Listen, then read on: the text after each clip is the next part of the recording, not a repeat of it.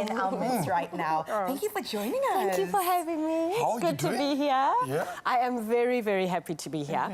I always enjoy my time in the studio, I'll be honest.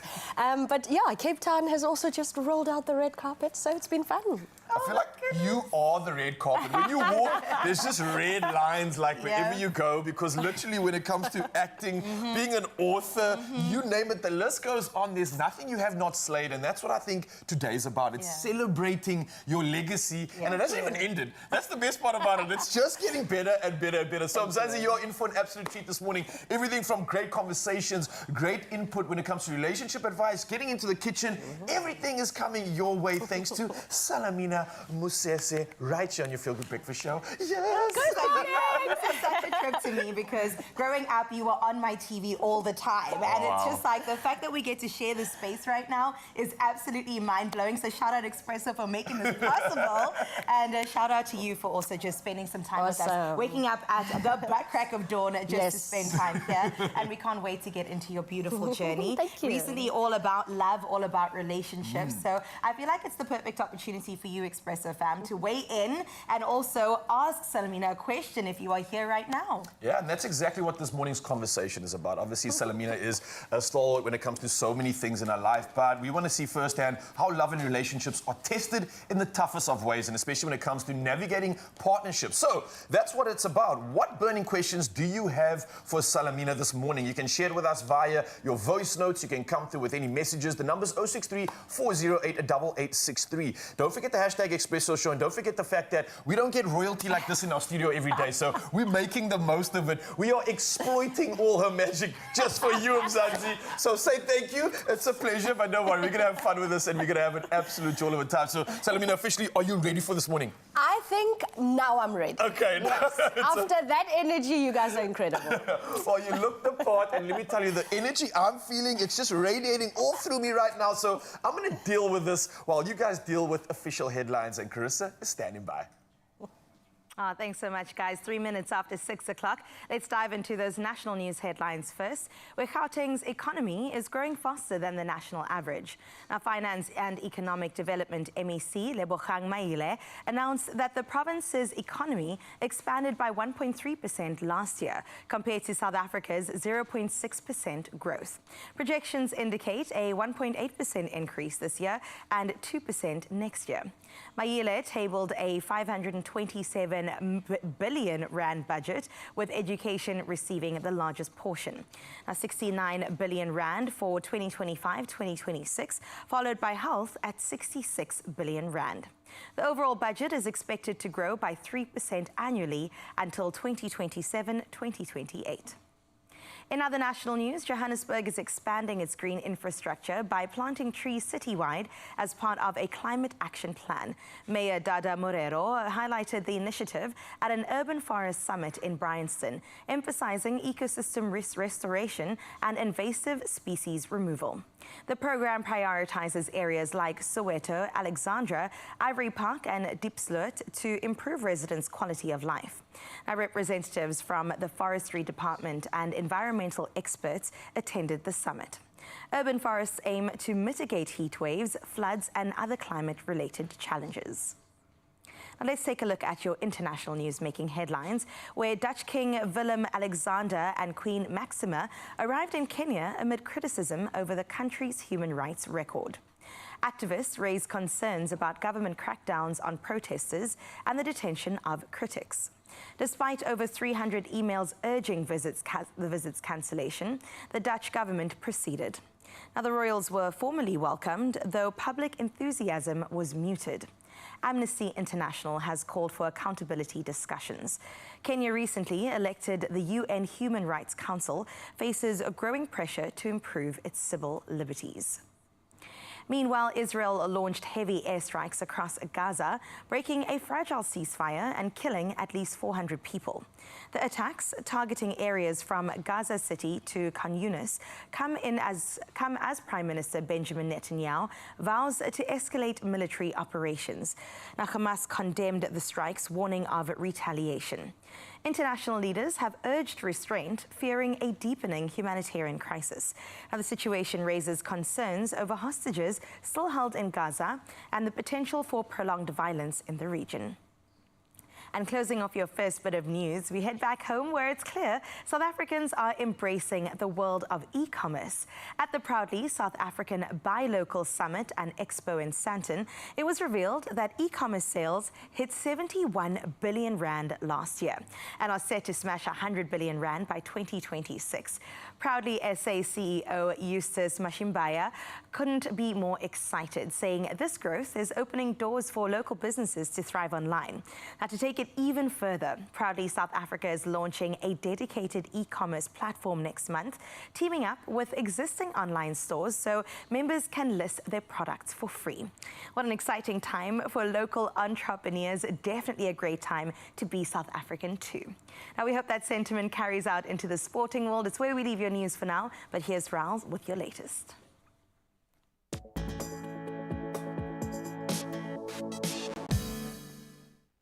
Thank you so much, Carissa. Yes, and let's take a first look at sport this morning, and maybe some sad news if you're a Barcelona fan, because midfielder Marc Casado has suffered a partial knee ligament tear and is expected to be sidelined for 2 months.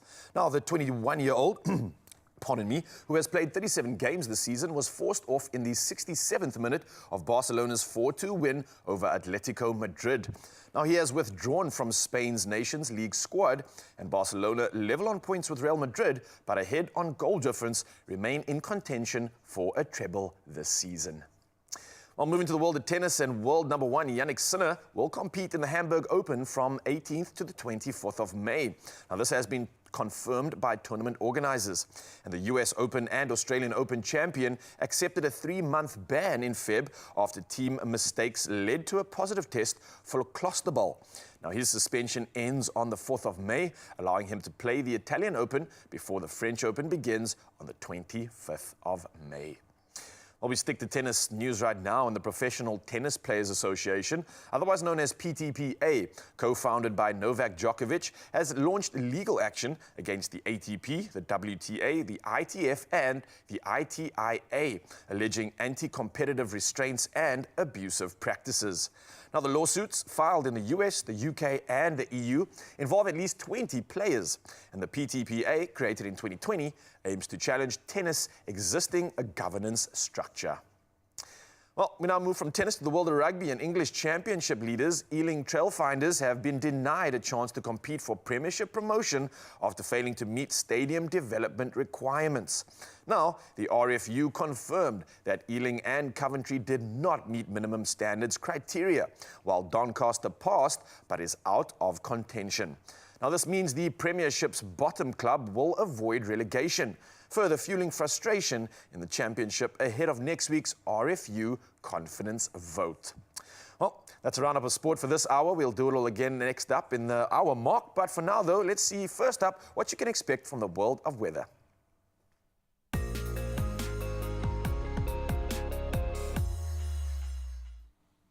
Thank you, Raul. Let's have a first look at your weather, where the South African Weather Service has issued a yellow level 1 warning for severe thunderstorms today, indicating a moderate risk of impact. Affected areas do include the northern KwaZulu-Natal area, where thunderstorms with strong winds, heavy rain, hail and lightning are expected.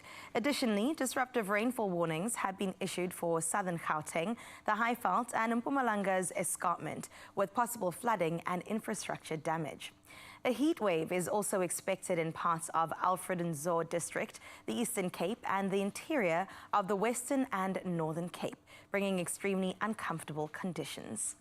Now, before we leave your weather news, you already know the deal. We have to check in with that sunrise view of the hour. And I only have one question for Jojo. Where in South Africa did you take this photo? Because it's absolutely stunning. But Jojo did touch base from Ebeja, and thank you so much for showing us this gorgeous view. I don't know about you, it looks a bit like a desert to me. Absolutely gorgeous.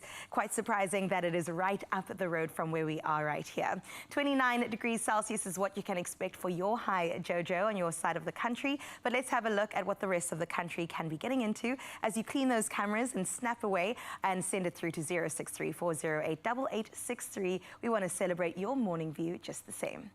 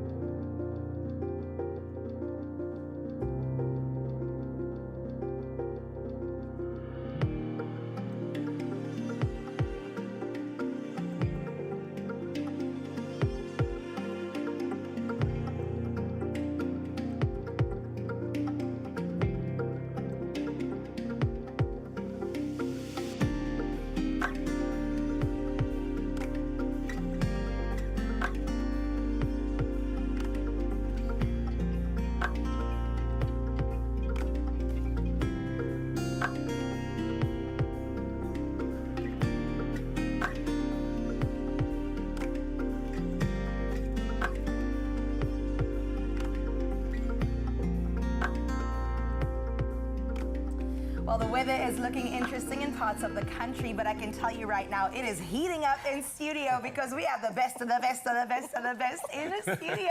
That's yes, right. Salamina still joins us. And let me tell you, Expresso fam, we actually have her here for the next couple of hours. Yes. Like Raul said, we're going to squeeze as much as we can out of her now that she's in the mother city. And a Wednesday means one thing, doesn't it? It means the culinary hotline. Bling, ting, ting, ting. And that means I got to ask, what are we making?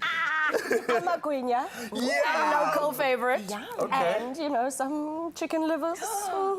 You're showing off now. I am. Showing off. I am. Can I tell you, recently, I don't know if it's because I'm missing something in my diet on the inside, but I crave chicken liver every single day. Ooh. Okay. So I'm looking forward to how you prepare it. You know, not to say the bar has been set high, but maybe it has been set high. Chef Clem must stay close to me. That's all I'm saying. Absolutely love that. We're also going to find out a bit more about the legend herself in just a little bit. So continue sending those questions through on our WhatsApp line and over on our social media, Expresso fam. We'll see you straight after this.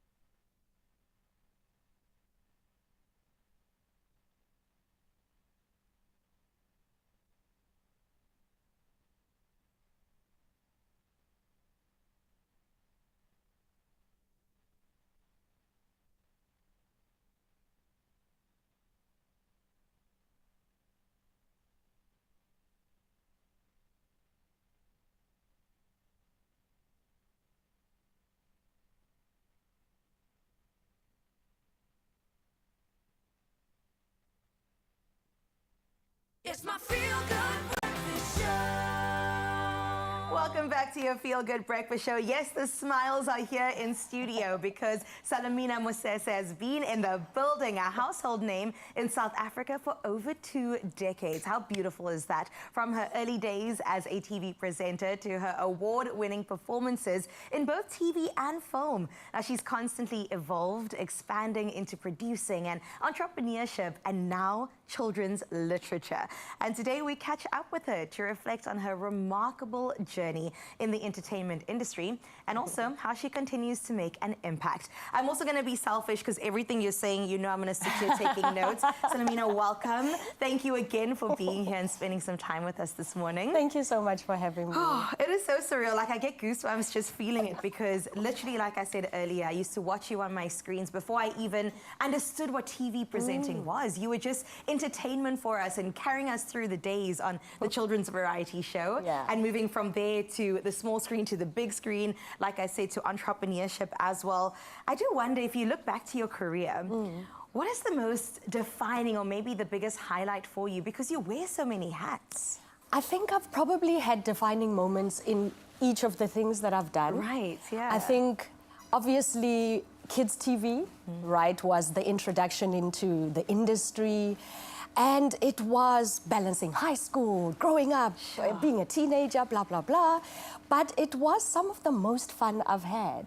And I think, you know, there's experiences that I've had. Some I remember only, you know, I come across an old article. My mom collects all these magazines and all my articles, and she shows my daughter. Oh my goodness. You know, so for me, I think, you know, presenting. It was the first time I was nominated for an award for acting. It was when I won a SAFTA for Abomzala. And then I think entrepreneurship. Steph and I met on Kids TV, went to varsity together, planned the business, and then it took about 10 years for us to get into the business. And I think doing our first big feature and me stepping into lead role and producer, that for me was a defining moment.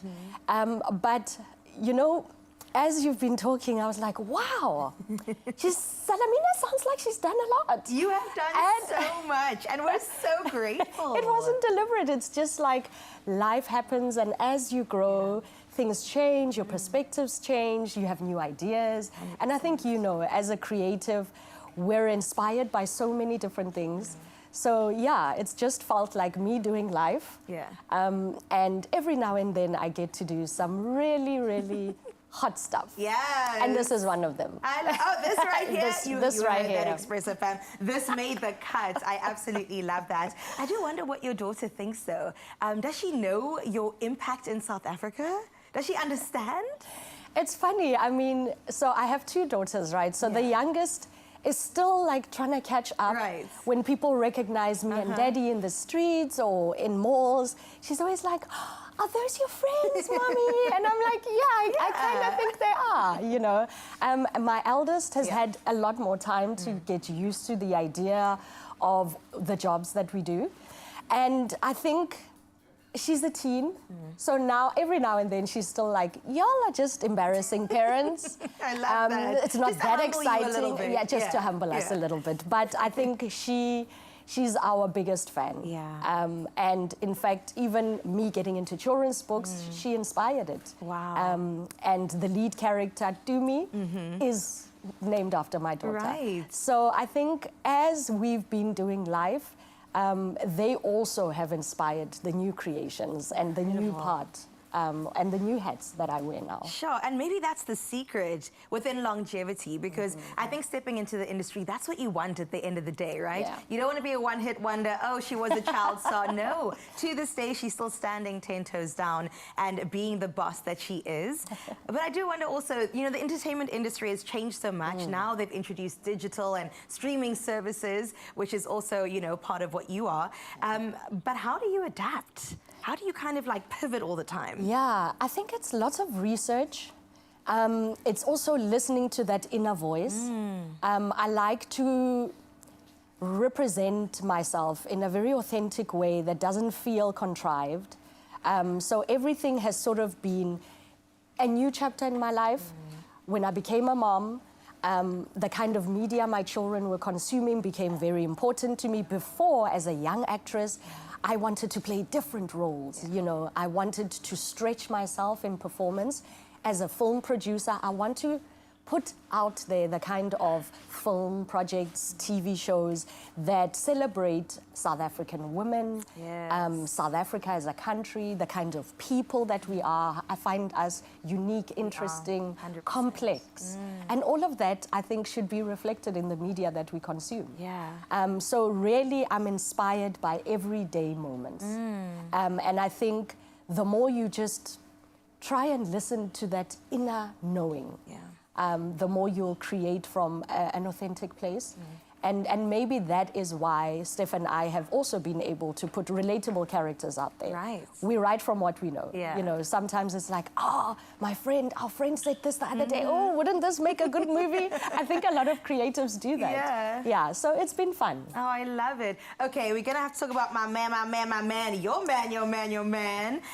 Let's get into that, because a lot of people within the entertainment industry, you know, like to keep their lives quite private. Yes. You guys took it a step up. You said, we're going to be an example of what real love, black love looks like. So tell me a bit more about your relationship and how it's evolved too in the space. Yeah. I mean, Tsepo, a lot of people know him as Hausa. He is one of my greatest inspirations. And I think it's really crazy because I think at the beginning, both of us were like, oh, I don't know if it can work. Right. Two creatives in the house. But I think we create space for each other and then we rub off on each other. So we've been married for 16 years now. Incredible. 17 in September this year. And he's my best friend. And I think we are a little bit media shy when it comes to the relationship part of things. So we put forward the work that we do. We got the chance to work together for the first time last year. And even that was new for us, which is exciting. I think when you've been married for a long time, you spice sometimes. You know, a little bit of stress, you know, learning lines and shouting at each other for fluffing. Did you fluff? I had a one take, you know. But I think it's just about really learning each other's strengths and weaknesses, understanding how we can better support each other as creatives. We create, I think in any relationship, you have to create space for individuals to grow individually, and then you find each other, right? And I think that's really been one of the things that has helped us. But you really have to be a fan for your person. You know, we cheer each other on. And he's a very, very important part of my work in the industry.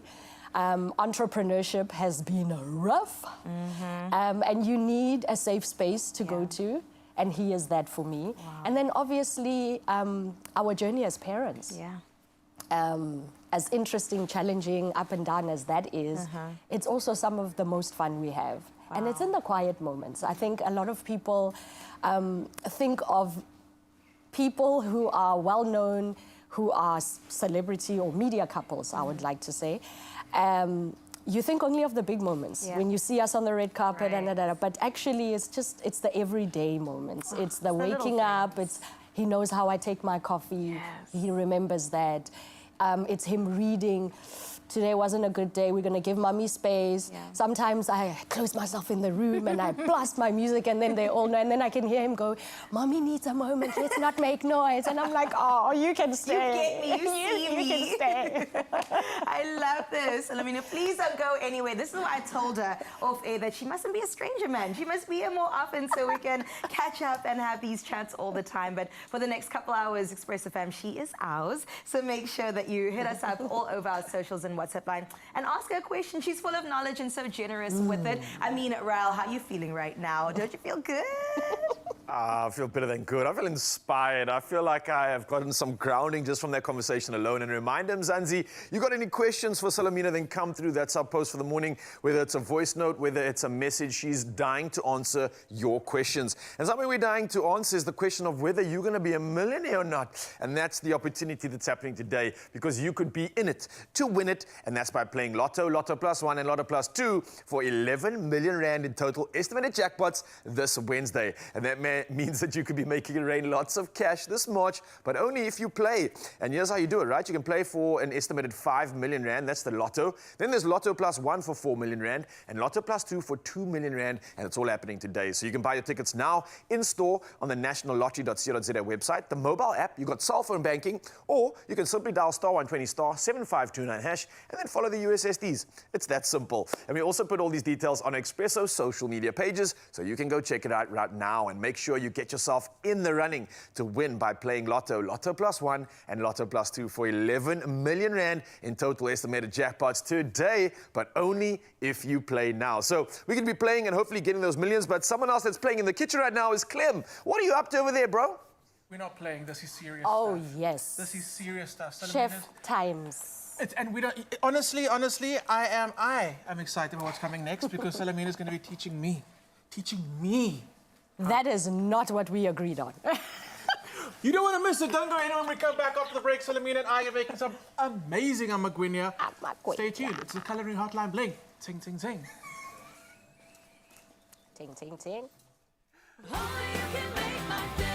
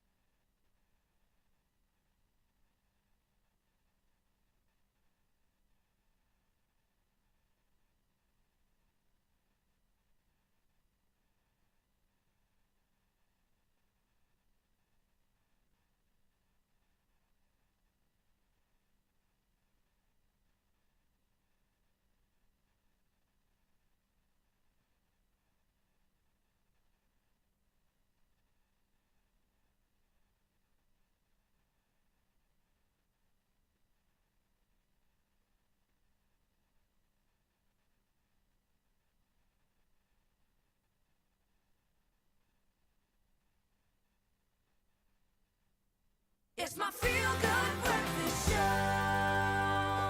Good morning. Welcome back to the kitchen. You might have had Amagwinya before. You probably have. But have you had Salamina's Amagwinya? Oh. It's a thing. It's a thing. It's famous. It's famous. We're going to make it right now. I love Amagwinya. I feel like it's just taken over South Africa. We sing it everywhere now, everywhere, Yeah. in supermarkets, in Woolies.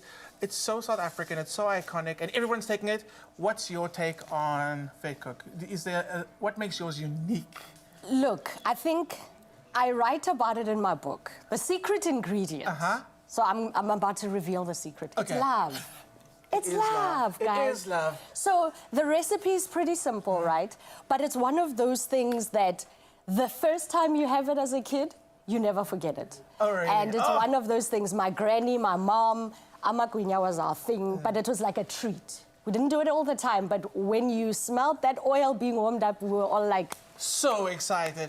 My grandmother used to make it as well, and it's like it was a ritual. Yes. She would like ferment that dough as long as possible, because that's when you get all that serious flavor coming out of it. exactly. So we're going to try our best to make the Gogos, aunties, and moms proud right Yes, now. yes, yes. Okay, so it's a very simple recipe, Yeah. which is amazing because a few ingredients feeds the crowd, Yeah. happiness. Yes. We got all-purpose flour, Flour. like a regular gewone flour. Yes. And then we're going to add yeast. Yeah, bro. And I mean, I don't even bloom the yeast, like to get it all nice and frothy. I just put it in there. Yeah. Just let it do its thing. Okay. Then we're going to go salt. Salt? Very important. Yes, please. Magwinya without salt, you can taste it. You can. It just tastes. And I love the savoriness of okay. Amagwinya, right? So the salt is important. Because I was going to ask you, what's your favorite thing to put inside the Magwinya? Mince. like a okay, curry mince, or is it just like a stewy, brown, savory mince? Chewy, brown, savory mince. Of course, also, I can do it with cheese. This is a unique food, guys. It you know, is. It adapts to your mood as well. It does? I think so. Wait, it does? Wait, it how? Does, Tell me. It does. Monday Magwinya is different to Tuesday to Wednesday Magwinya. I thought it would be like the end of the month Magwinya, just... Oh yeah, but that's the special one. That's the special Yes, one. 'cause Okay. you can afford more ingredients. Oh, nice. Inside. Okay, okay, I Yes. like it. Now, sugar's in, salt in, yeast in, Yes. water's in. We're gonna add our water, and it's Yes. it's warm. Okay, Lukewarm. it's lukewarm water. Lukewarm, yeah. It should be. You should feel okay holding it. Yeah. I'm gonna start off with that amount first. All right. Because you can with water, you can always add more, but you can't take out. You so can't just take like, out, yes. And he says that. Did he add too much water? I don't know. I don't You think might so. have. I think no, that no, would no, be okay. no, no. The consistency looks good. And then we'll give it a good mix. Yeah. It's all about the mixing and developing that gluten. And this is a beautiful dough that Tiff and the team have made prior to us being here. They actually did. They made it so early this morning. Yeah. And you can see it's already starting to, it's warming up already because we have to Yeah. pop it in the fridge. But you want to work with your dough when it's warm. Yeah. No, I didn't add too much water. Look at that. Look at you. So, you've got amazing books, and we had a little chat about it earlier. I've got an absolute thing about beautifully narrated children's books. My sister's 19 years younger than me. So when she was born, I was on duty as well. I would help out. And she used to love watching Yeah. people narrate stories. Exactly. So I've got a huge appreciation for it. And the book that we've got, the cook-off at Gogo Spaza, I went on a deep dive last night on Yes. social media, and I saw a video of you reading it out, and it was just so hypnotic. Honestly, it was. Would you please kindly read to South Africa? Okay. Go for it. Especially So- when it's relevant. It's relevant to what's happening right now. Very relevant. Yes. So one of my favorite things about writing this cook-off at Gogo's Plaza is I really had to think, what are some of the South African staples that are familiar to all of us? And Amagwinya Absolutely. is one of them. And interestingly, in the book, the children love Gogo's Amagwinya. So I'm going to read a little section there where, in the middle of their squabbles over game rules, Sisi, Gogo's trusty helper at the spaza, appeared with a tray of scrumptious Amagwinya and glasses filled with Gogo's homemade gemer. That's ginger beer. Dumi Umpo chimed their thanks, but Liffa, his eyes filled with hunger, grabbed a fat cake and wolfed it down. Sis, Liffa, you didn't even say thank you, Umpo scolded. With a mouth full of food, Liffa mumbled, sorry, Sisi, I'm just so hungry. Dumi and Umpo giggled. Sisi smiled and said, you're welcome, kids. Gogo made this batch especially for you before giving them a wink and heading back inside. It's the voices for me. It's the voices for me. Because that's the thing, you can't just read like one tone. Especially to children, No, right? I absolutely love it. You also see me kind of like zone out there and just tune into the story. Okay, so we're gonna mix. Yes. Form a beautiful dough. I'm gonna wash my hands real quick. And then I'm gonna ask you if you can just start dividing some balls in the dough that we've got done already that we're gonna fry up. The pre-mixed one. Yeah, the This done one. The done one. All right. All right, Let's okay, cool. do this. So you said that you always remember the first time you have a Amagwinya. Can you really remember that far back? It's the memories with my gran. you know, so cooking was, I think, spending time in the kitchen with mom, with granny. It's such a big part of South African culture, how we grow up, the conversations that we were having. I can't talk and do. It's okay. You're a multitasker. I'm a man. I can only do one thing as well. You're a chef. Special superpowers. Okay. So it's about family, It's say, family, and those it's memories. connection, right? I think food for us is also, it's like in our homes, it's a love language. Absolutely, absolutely. Yeah. And like again, he spoke about the fact that you used to smell that oil, and you used to know what's coming. And it's amazing, as we get older, we try and connect to those memories and we try to recreate them. Yeah. And it's a beautiful thing, especially now when I feel like South African food is being put on this like stage. World stage. You know, Yeah. and people are here for it. I mean, we can really tell all the tourists that are here, they're here for it. They are. But they there's such are. an appreciation for our culture, for our Yes, food, yes. and it's a beautiful thing. It's a beautiful thing. I mean, South African food just any time it takes some presence to the world stage, it's just an amazing thing. It is. So- In fact, in the book, because it's a cook-off, Gogo ends up cooking against an international French chef. Whoa! I Chef didn't get, Pierre. hey, no spoilers. No. Okay. That's on the back of the book. Oh, okay. No spoilers, I promise. But it's really that question of, can South African cuisine compete on the world stage, right?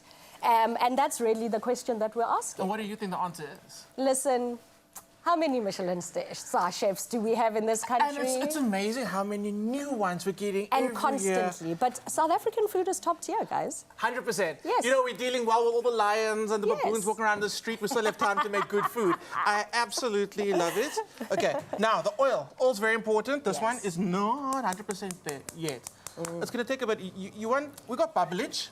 Yes. What we want is like a lot of bubblage, Lot a little more. Yeah. But we're going to drop that. We're going to see what happens. When we Yes. come back, we're going to be making some delicious peri-peri chicken livers to go with these Amagwinya, so don't go Yes. anywhere. It's a culinary hotline bling. Ting, ting. Wow, that is looking so good. It's giving us all the hits, all the cultural flavors that we asked for. And yes, the culinary hotline is continuing. So you got any questions, Mzansi, bring it on, come through. And then also any questions on relationships, because we're just going to be serving you this entire morning. And speaking of serving you, a little bit of inspiration coming through. A beautiful young lady that is doing the most all the way from Khayelitsha to London, taking on a beautiful challenge. And that conversation's coming around the corner. So stick around for that one. Oh, I'm very much looking forward to that. Not only it, but we're going to head back into the kitchen. If we have Amagwinya, we're going to have to end up with something sweet. And how does some ice cream sandwiches crusted with OT sound? Ooh. I'm telling Whoa. you, we're taking breakfast to the next level right here on your Feel Good Breakfast Show. I like it. So we'll see you straight after this. Grab that coffee and get ready for some action. Only you can make my day. Want to give your child a head start? Brainchild offers multivitamins and omega-3s that help bridge the gap in your child's diet for healthy growth and development. Stand a chance to win one of 5 hampers, including the full product range, a backpack, water bottle, and 1,000 Rand Take-A-Lot voucher. Simply visit brainchild.co.za, look out for the pop-up banner, and fill in your details. Competition closes Friday, 28 March. T's and C's apply. Brainchild bridges the gap.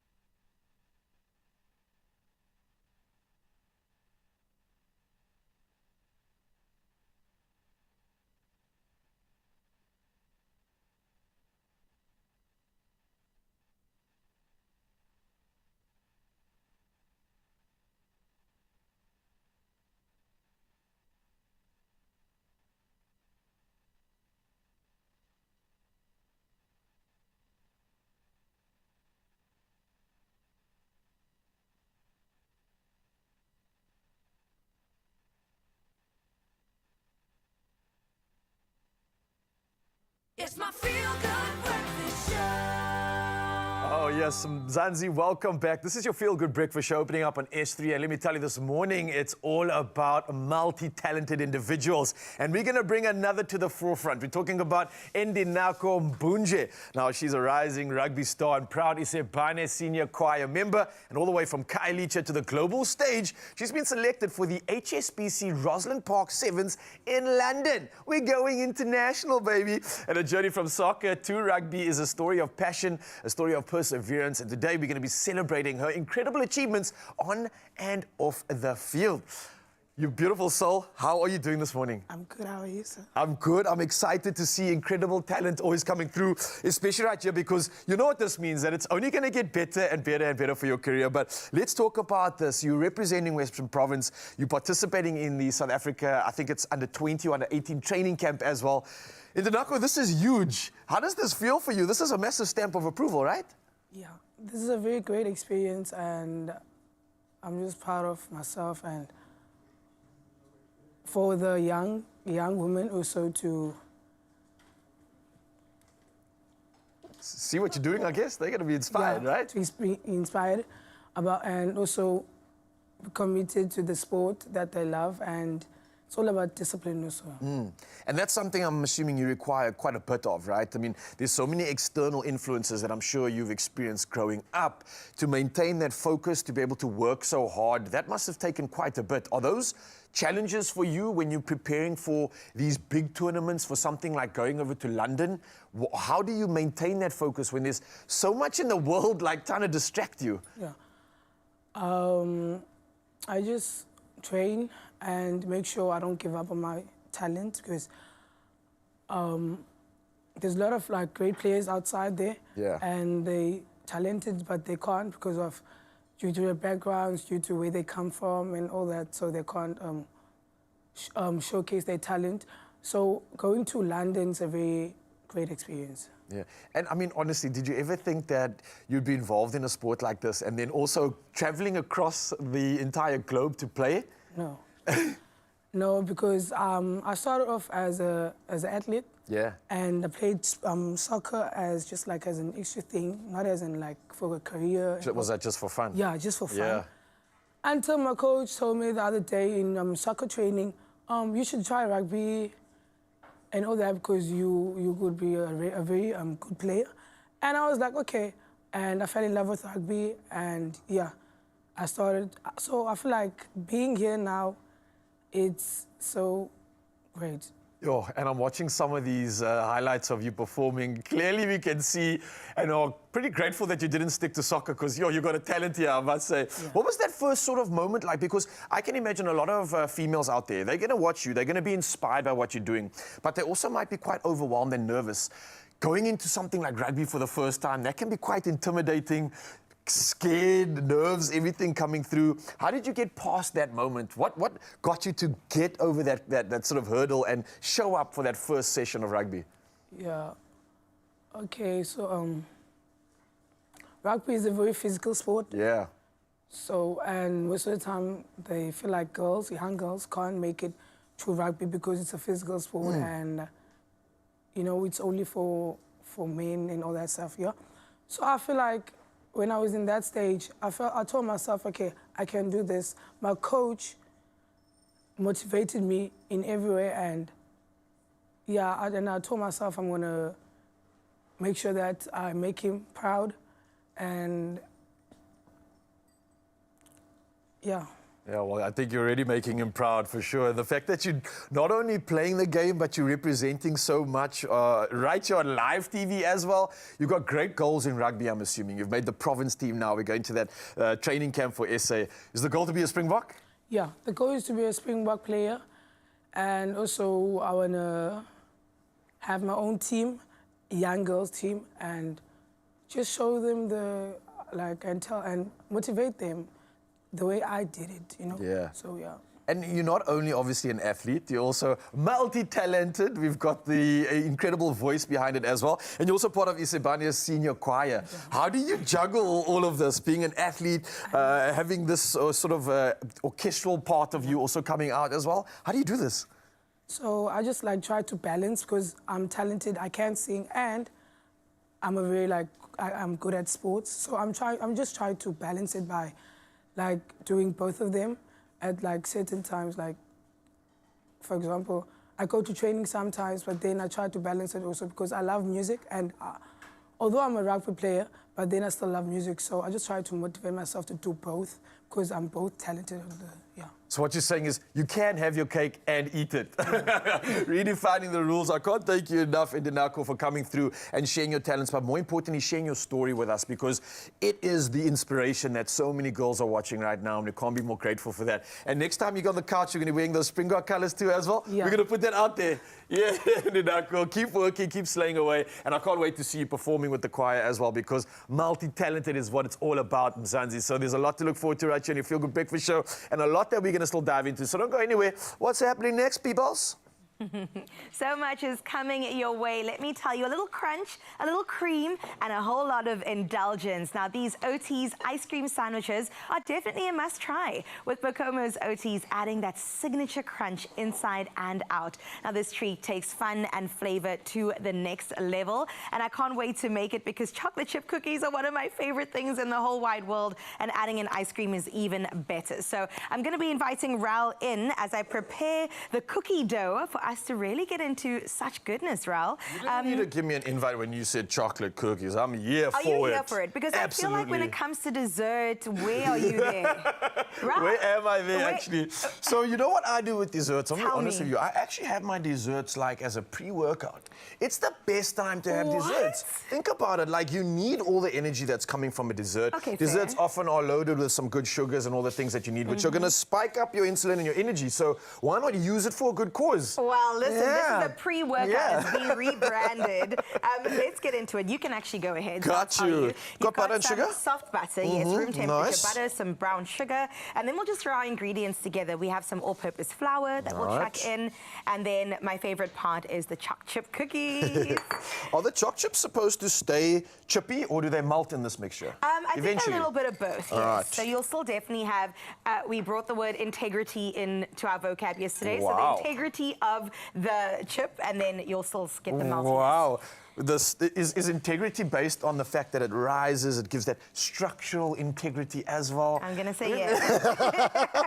Listen, I'm just throwing things in here, but am I right in saying this is vanilla essence? Vanilla essence, Okay, absolutely. cool. You got some baking soda. Nice, all right. And then we've got an egg, obviously. Beautiful. That's going to combine it together. I'm also going to be a bit naughty and add some chocolate OTs in there. oh, that's naughty. Naughty, but nice. And I can see why you did this, because when you talk about anything involving chocolate, I'm celebrating it. And Yeah, from dark chocolate to milk chocolate, I love it so much. And Bacomo OTs are the perfect all-time, anytime snack. And it's made with real oats, which is really cool, and packed with grains and vitamins as well as minerals for a delicious crunch. Available in a variety of fun flavors, OTs brings a more playful twist to breakfast, as well as your snacking and even dessert, which is what we're getting into today. So whether it's in a bowl of milk or straight from the box, or using creative recipes like these ice cream sandwiches, OTs makes every moment absolutely flavorful and delicious. I personally feel like I'll eat it straight up. I just had a like workout that. now, just by the way. So I was telling you, this Yeah. is a proper pre-workout meal because I'm warmed up now after putting this mixture together. Okay. And I actually had my doubts as to whether this would come together, but look at that. Why would you ever doubt? I know, Kyle? especially you. You've been a stalwart in the kitchen of late. How dare you? Never again shall I doubt thee. Okay, so that is what it looks like, and if we let it rest for a bit, this is where we'll be, right? Ooh, So it even nice. takes on the color a little bit. I see that, yeah. And then we're going to just divide it into a couple of cookies. So I'm going to give you Are there some. rules here? Because, I mean, I like my cookies big, huge, and You do? monstrous. So the bigger, the better for me. What about you? Big cookies. That's delicious to me. I like my cookies also big. Okay, nice. So we're going big with this one. Let us go. Don't hold back, The Mzansi. bigger the cookie, the better. Yes, the bigger the better indeed. Okay, so we're going to make circles. Can I talk about how cool this is? Because if you are going to be working with this mixture, just bear in mind that the chocolate does actually start to melt as you In start to your work it as hands. well. So just be aware of that. I'm going to take So- this entire mixture now and actually just make a monster out of this one. All right, we're going to make balls because in the oven, we're going to heat it up at 180 and it's only going to go in there for like 12 minutes. So you could actually even do the circles, the I was going to balls, ask you, did I and miss something? And then they go like this in the oven. Oh, they first like settle down Yeah. before they rise up? Yeah, sometimes. It depends. Sometimes, okay. Sometimes you just have to kind of squeeze it down. what would happen to mine? Is it still going to rise up as well? It's going to look like this. No ways. No ways does it end up Why like that. would you doubt me, Rao? I promise you, your cookies are going to look exactly like this. Okay. Well, again, if you are doubting us, then we've also got this recipe over at expressoshow.com. If you think that we're lying right now, because we are not pulling the wool over our eyes, we promise. This is exactly how it comes together. I've got to say that the final product from this to that, how did that happen? Ice cream. Okay. This is what I'm going to pay attention to. And now we're going to actually get into the ice cream sandwich making. Oh, yes, the fun part. The fun part. Actually, I'm already having fun as it is, but this is getting funner. So we take our cookie. Yeah. The small cookie, because you didn't get the big ones like I requested. But it's fine. I'm not upset. I'm not upset. I'll make you bigger cookies next time. Oh, okay. my But you word. kind of want to squash it a bit so that, you know, it kind of goes on the outside so that when you do get your OTs on it, it sticks. Oh, so you want that like drizz on the outside of this one? Yes. You get it? I absolutely get it. Got it. Good. Good. Your turn. Nice. Okay. That seems quite easy, quite simple. And I think this is where you can really have fun with it. Don't forget, you got to add the drizz, like Carissa said. The what? The drizz. The drizz. Or the drizzle. It's just short for drizz. You got to get with the new age lingo, okay? the Come on now. The drizz. drizz. The drizzle. Okay. Well, take that drizz and create some breakfast bowls and also fun desserts like we did today, because Bacomo Oaties adds crunch, it adds flavor, and also most importantly adds excitement to every single bite. And just like this sweet treat over here, the Bacomo Power Bowl competition is serving up big rewards, so don't miss your chance to win big, and this is exactly how you do it. How cool is that? It's all about the drizz. Nice.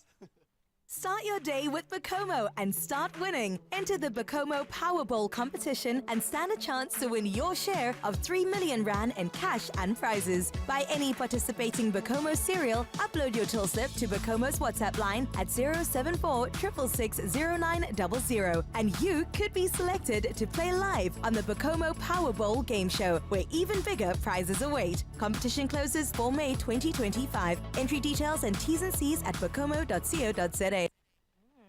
How perfect look is so good? this? I don't even have to use the word rustic for this one. Look how good that is, Mzansi. I rewarded myself with some Bacomo yeah? OTs.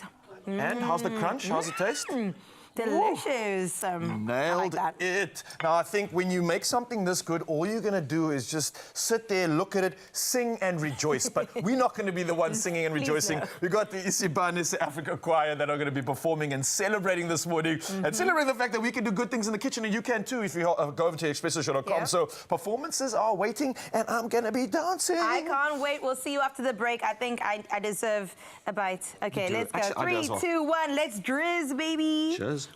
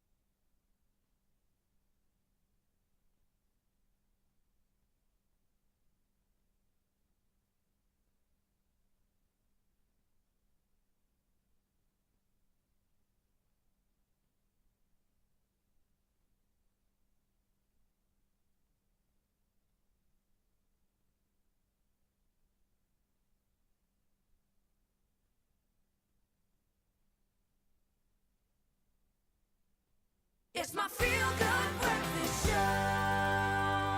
Oh yes, Mzansi, welcome back. Your Feel Good Breakfast Show. And Wednesday's feeling like Friday already. We've gotten into the kitchen, we've had great conversation, and now it's time to celebrate because the Isebana South Africa Choir are standing by to do just that. Get you moving and give you the energy you need for this morning. Enjoy!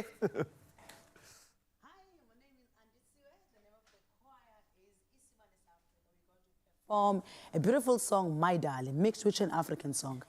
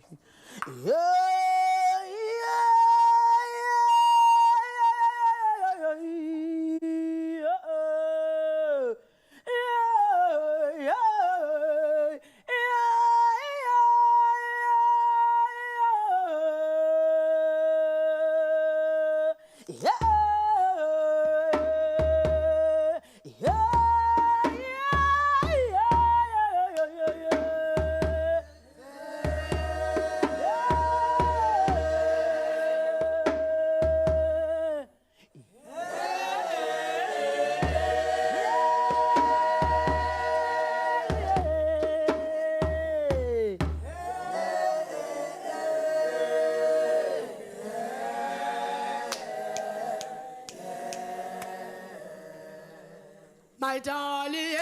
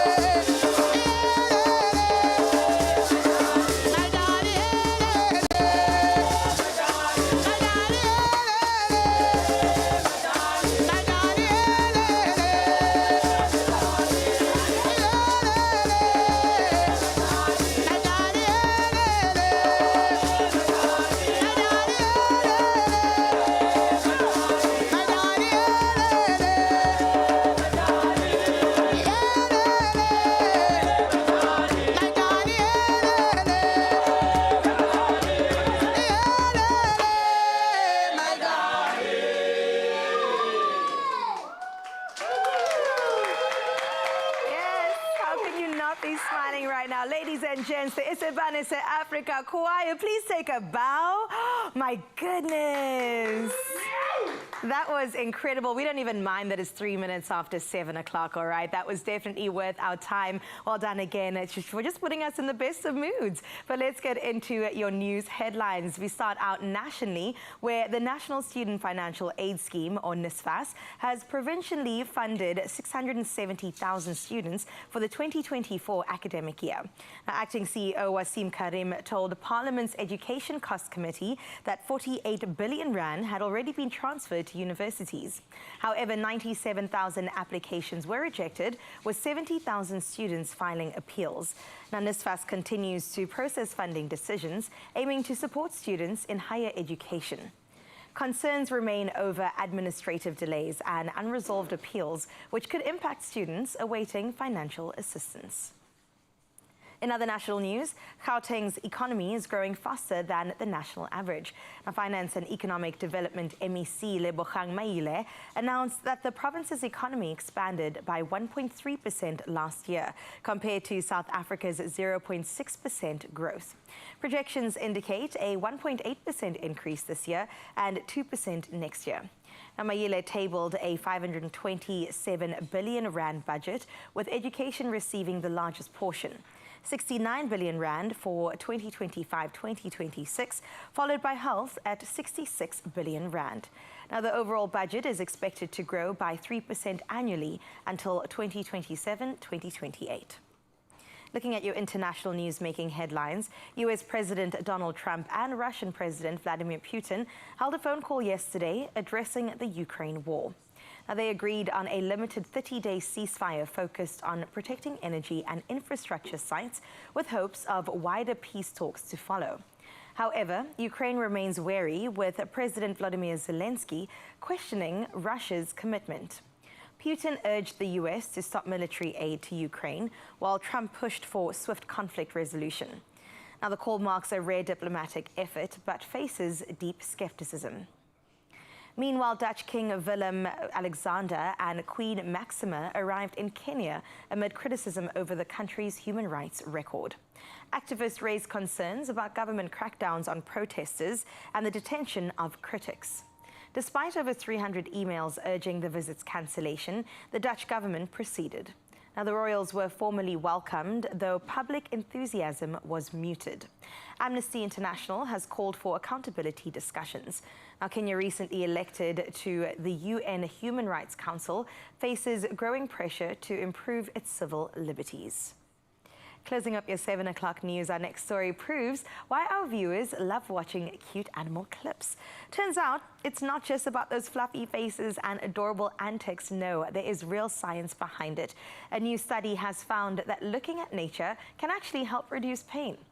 Researchers from the University of Vienna and the University of Exeter discovered that when people watched nature scenes, even virtually, their brain's pain processing activity decreased. Now, that means nature can genuinely help ease pain without any meds involved. And while it's already known that nature helps with anxiety and depression, this study offers fresh evidence on how it works, making us appreciate those calming nature clips even more than before. One person that knows this all too true is our very own nature boy, Raul, and he is standing by with the latest in your sports.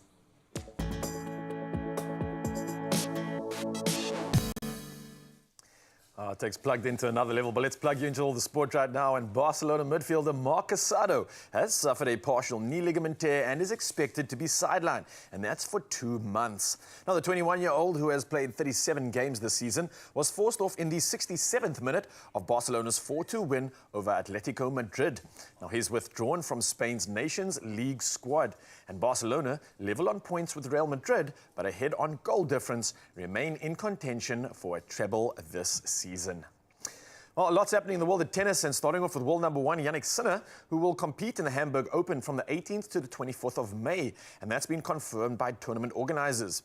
Now, the US Open and Australian Open champion accepted a 3-month ban in Feb, and that was after team mistakes led to a positive test for closterball. Now, his suspension ends on the 4th of May, allowing him to play the Italian Open before the French Open begins on the 25th of May. Well, as we stick to tennis news, the Professional Tennis Players Association, otherwise known as PTPA, co-founded by Novak Djokovic, has launched legal action against the ATP, the WTA, the ITF and the ITIA, alleging anti-competitive restraints and abusive practices. Now, the lawsuits filed in the US, the UK and the EU involve at least 20 players. And the PTPA, created in 2020, aims to challenge tennis' existing governance structure.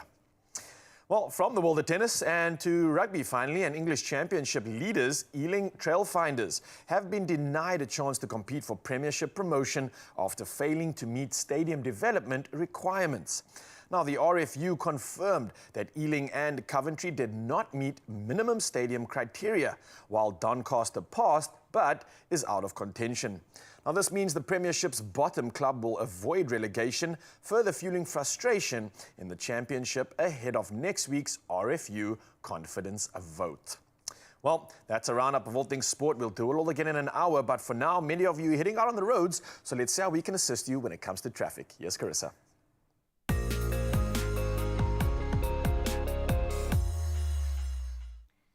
Thank you so much, Raul. Let's have the first look at your roads for this morning. And we touch down in KZN in Mkwakwani, where there's protesting action taking place on the N2 route, causing a blockage between Pongola and the Itsheche Jubu Hospital.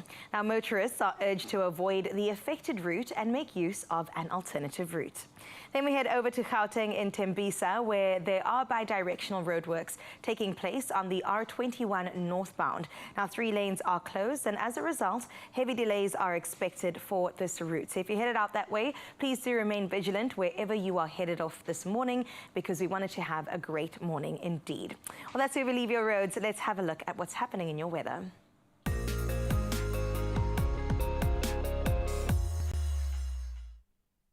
The South African Weather Service has issued a yellow level 1 warning for severe thunderstorms today, indicating a moderate risk of impact. Now, affected areas do include northern KwaZulu-Natal, where thunderstorms with strong winds, heavy rain, hail and lightning are expected. Additionally, disruptive rainfall warnings have been issued for southern Gauteng, the Highveld and Mpumalanga's escarpment, with possible flooding and infrastructure damage. A heat wave is also expected in parts of Alfred Nzo District, Eastern Cape and the interior of the Western and Northern Cape, bringing extremely uncomfortable conditions. Well, hopefully to make you a bit more comfortable and happy on this Wednesday morning, let's have a look at what Julie sent through from Brakpan. Expecting a 21-degree high, although I have a feeling, Julie, that it's going to be a little bit warmer on your side just by looking at that gorgeous morning view.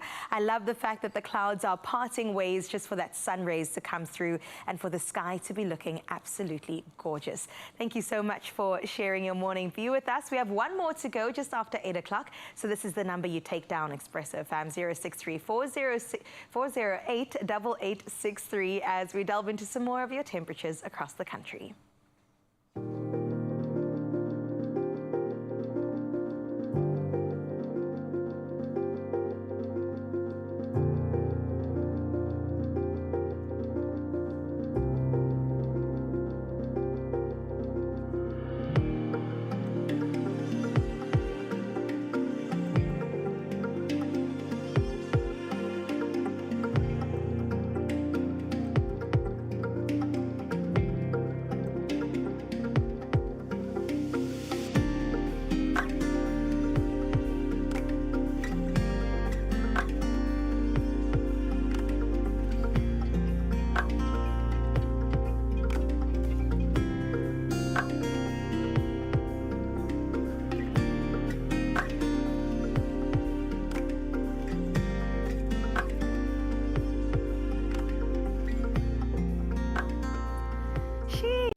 Giving Uppington a run for their money there. 39 degrees is super, super hot. And maybe we'll match that heat right here in studio, because let me tell you, the entertainment continues with Francois Jacobs. Yes, he is in studio. You heard the rumors are true. We are going to get into so much goodness in just a little bit with your latest single, Sport Goed Koop. Yeah? Yes, Oh, yeah, look yeah. at me. Maybe I'll join you as backup vocals, you know? Yeah, I would love it. Oh, backup listen to dancer that. maybe as Backup well. dancer? Yeah. Listen, Francois, you know what I'm talking about. We're going to get into such good things at Feel Good Fam. We can't wait to give you so much more of this on the other side of this very short break.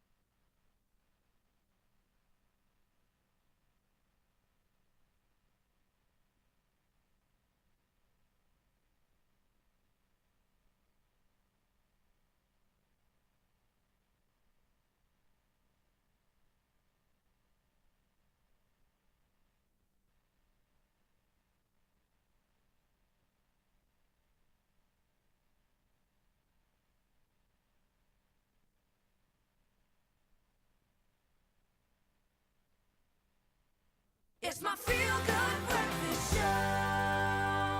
That is right. It is your Feel Good Breakfast Show, and we're dosing out so much feel good right now because joining us on the couch this morning is very talented Afrikaans pop artist Francois Jacobs. Now, after releasing his exciting new single, and we just had a chat about it now, Sport Goed Koop. I can't wait for you to hear all about it. Now, known for his catchy melodies and also very heartfelt lyrics, Francois is here to share more about his musical journey and also the inspiration behind his latest song and what fans can expect from him soon. So welcome, Francois. Hoe gaan dit? Oh, Carissa, I'm good. How are you? Good, good. Thank you so much. Thank you for sharing this morning with us. We can't Yo, wait. Thank you for having me. It's so big. Of course. It's a big deal for me. Thank It's you. a big deal for us that Yeah. you are here. Oh, You have thank been doing music in the Afrikaans industry for 15 years. Yes. And that is such an incredible feat, so congrats on that alone. Oh, thank you. My goodness. But tell me a bit more about the important lessons that you've learned along the way. I mean, after 15 years, you definitely have some knowledge and wisdom along the way. Yeah, definitely. You know, sometimes it can get very difficult. The hours and the behind the scenes, Yeah. all those stuff that people don't usually see. So, yeah, I think that the biggest lesson I've learned is to always stay humble, no matter what. Always stay humble. Yeah. And believe in yourself, believe in your product you Yes. put outside. So I think that the lesson and something for people to get to know me a little bit more is like just if you put something out and you don't believe in it, don't even put it out. You first must believe in it, then the people will believe in come it. afterwards. Yeah. I mean, I agree. I think we need to be our biggest cheerleaders, you know? Yes, of Before course, even letting yeah. the public see, we need to cheer ourselves on and be like, Francois, that was a fire song. Yeah, That was yeah. actually a great one. Now, speaking about fire tracks, Sport Goed Koop. You're going to tell me a bit more about that now. You said it feels a bit like a dance anthem, right? Which is maybe a bit different to what you usually release. So tell me more about the inspiration and why you chose to go in this direction. Yeah, so basically the songwriter was Emile Paul. He's so talented, and yeah, it's like you said, it's like a dance anthem. Yeah. But it's also like a romantic song. I love that. That you can sing for your loved ones and your girlfriend, your boyfriend, your husband, your wife, Your person. yeah. So it's beautiful lyrics and yeah, Sport Goed Koop is just like we just spoken before now. It's really like it's like when you have the right person in your life, then that kind of love is Sport Goed Koop. Yeah, it's easy. It's an easy love, yeah. But yeah, so that's what the song is more or less about. Beautiful. But yeah, I'm really looking forward for you to hear it. I can't wait to hear it because we're going to be dancing but also feeling the feels, which is what it's all about, right? And you did promise me that I can be your backup dancer. Yes, so please. We're gonna be joining you a bit later. But I think if there's one thing about you, Francois, you have such a beautiful connection to your audience, and I think that is testament to the fact that you've done 15 years in the industry, and also you have so much success on the charts. You have 3 of your singles hitting #1 on Bosveld's Afrikaans Radio Afrikaans Top 20, which is incredible. I mean, how do you do it? What do you owe to all of this success and also that connection with your people? Yeah, I think you know the support of my fans is so amazing. The support is really the biggest thing that just keeps me going and going and going. So yeah, I think that #1's it was so so real feeling when it happens. Yeah. So I'm very thankful for that. Really thankful. But incredible. Yeah. It's just the fans. They keep me going, and they just endlessly supporting me. So I love that. Yeah. And I have a feeling you're going to get a whole lot more fans right here on your Feel Good Breakfast Show. Because baie trots op jou, okay? Thank you, we're going to have to Carissa. get into the songs in just a little bit. But before we get there, speaking about music, we're going to find out a new way of music discovery. And I have a feeling Raul's got the latest details on this. The latest, the greatest, and the best. That's what's up. And we're talking about AI as well, which is revolutionizing everything, and especially when it comes to our everyday tasks. And today we're going to be leveling up your music game. And that's why making music discovery as seamless as the touch of a button. And this is something that I am so here for. So, Carissa, you need to get in on this one.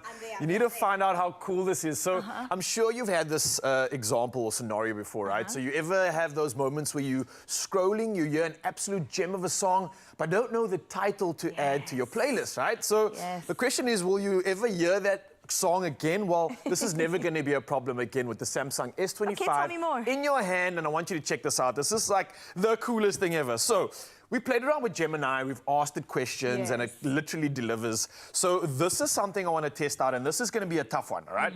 So what you can do as an example, I'm on the Expresso Instagram page right now, and I'm going to find something like let's say a performance, okay? So I don't know if you remember Killer G. Yes, He and performed, Souls. he performed for us last week. And Killer actually did his own song, but this was a rendition of his own song. So I don't know anywhere on the internet that this song exists other than when he performed it on our Feel Good Breakfast Show, right? Fair. So that means that there's no like sort of index of this music. I want to see if I can find out if AI can figure out what this song actually is. And this might not work all the time because this is a real challenge. On a normal song, it's going to be a lot easier. But this is a moment I really want to test out for you. So the song's playing. Let me just take it into the start of it just so that the song can start playing. All I do is hold down the button over here, push that. It's listening. Let's see if this works.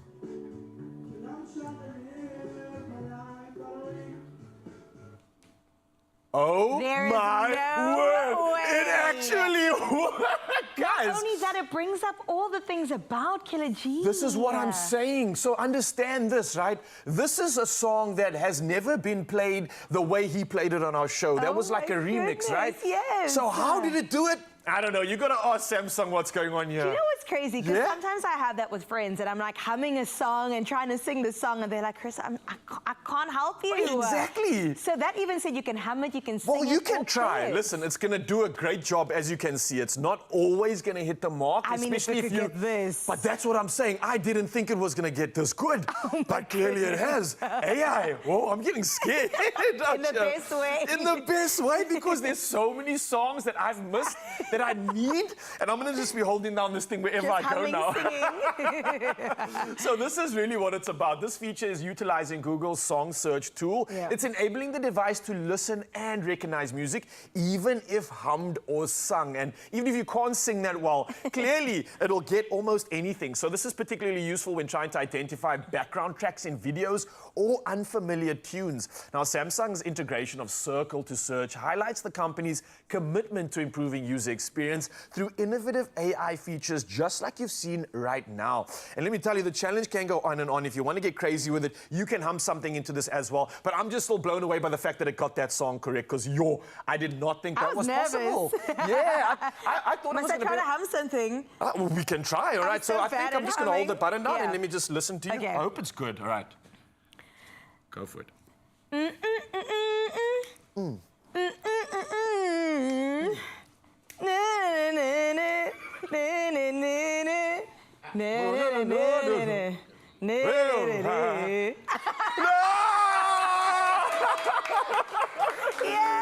And let's be honest, if you heard Salamina in the street, you would have no idea what was wrong with her. You would ask her if she needed help. Oh my goodness. But I do. AI knows what's up. This is insane, guys. Honestly, got it right. Gold Digger from Kanye West and Jamie Foxx. And if you've got any other challenges or you've been dying to know what song that's been stuck in your head for all these years, well, Samsung and Gemini might have you covered. And now that you have nothing to worry about and no beats to miss whatsoever, I want to say thank you to Samsung S25 for providing me with all the light I needed and am going to need for the rest of these years, because my playlist's about to jack up. It's about to be fire.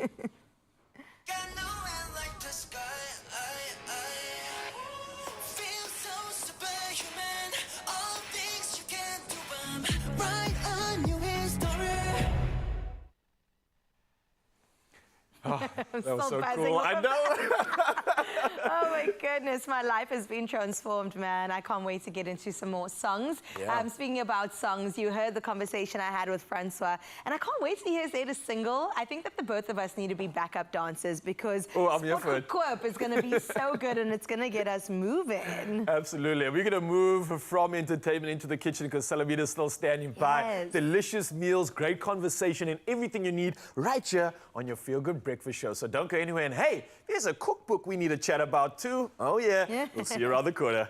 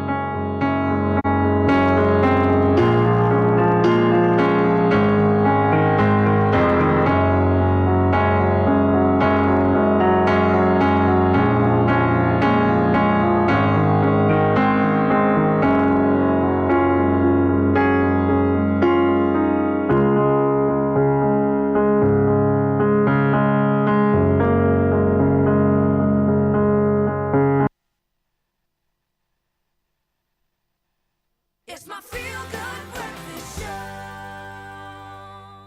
Welcome back. Your Feel Good Breakfast Show has never felt this good at this time of the morning, and it's going to get even better. Why? Because Salamina Moses is still with us, and as always, has been a plethora of talents. What we're talking about now is her storytelling talent, because on screen and behind the scenes, she's done the most, but now she's bringing her passion for storytelling to young readers with a children's book including Disasters at Gogo's Spaza and the recently released sequel, Cook Off at Gogo's Spaza. Hey, Gogo's got it going on, right? Gogo's got it going, let me tell you. And today we dive into a journey as an author, being added to that as well, inspired, and how she's got inspired by writing these culturally rich stories for children, and also just adding to the archive of South African children's books. This is what we need more of. Thank you, Salamina. Oh my goodness, anything that we can think of, she's like, I got you. I got you. I reckon if you have an idea, give it to Salamina, because she will action it, slay it, and bring the red carpet celebration moment with as well. Salamina, I want to ask you though, because with someone that has been blessed with so many talents, serving for such bigger purposes, you get quite caught up in what you're doing, right? And that becomes quite overwhelming. It means that you're being so present in the things you're doing. How on earth then do you take on something like writing? How does that fit into the day? Because where do you find the time for this, and what even inspired this? You know, the first book, Disaster at Gogo's Spaza, was written actually during lockdown. I think we all remember that time. Yes. Lots of anxiety in the air. My daughter was going through a lot. Kids couldn't play in the street. We couldn't get them out of the house. But I think also we're in such a high-touch industry. I think I was having a little bit of a crisis of what have I put out there that will outlive me. And that doesn't require me to be there all the time. We couldn't produce, we couldn't shoot. We had actually started a production, then we shut down, and you know, the world changed. So in those times where everyone was, you know, either baking or making khemer and all of that, I was like, I'd always wanted to write. So I did a short writing course, and to be honest, I didn't plan for the book to be published. That came much later. But the conversations that I was having with my daughter were around, what are you reading? And then I was picking up children's books, and I just had this full circle moment of, I started out in kids' TV. I've always loved children's entertainment. And I thought, I always knew I had a book in me. Didn't quite think it would be a children's book, but really the idea was to put something out there that was positive. I think we needed a lot of positivity at the time. But I wanted it to be rooted in what is familiar, especially to South African kids. But really the themes that I'm playing with, it's sense of community, it's family, it's belonging, and just celebrating, guys, ordinary children. I didn't want to make it magic realism. I just thought, as a child, I just remember walking in Soweto with my paternal grandmother and going to buy bread.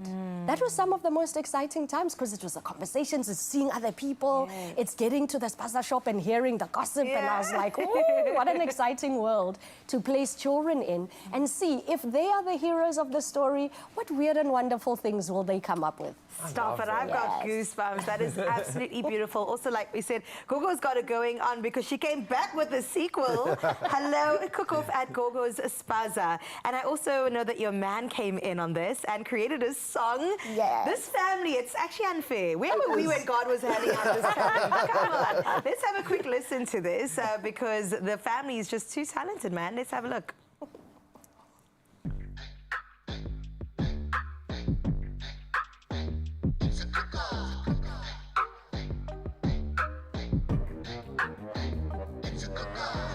It's a cook-off.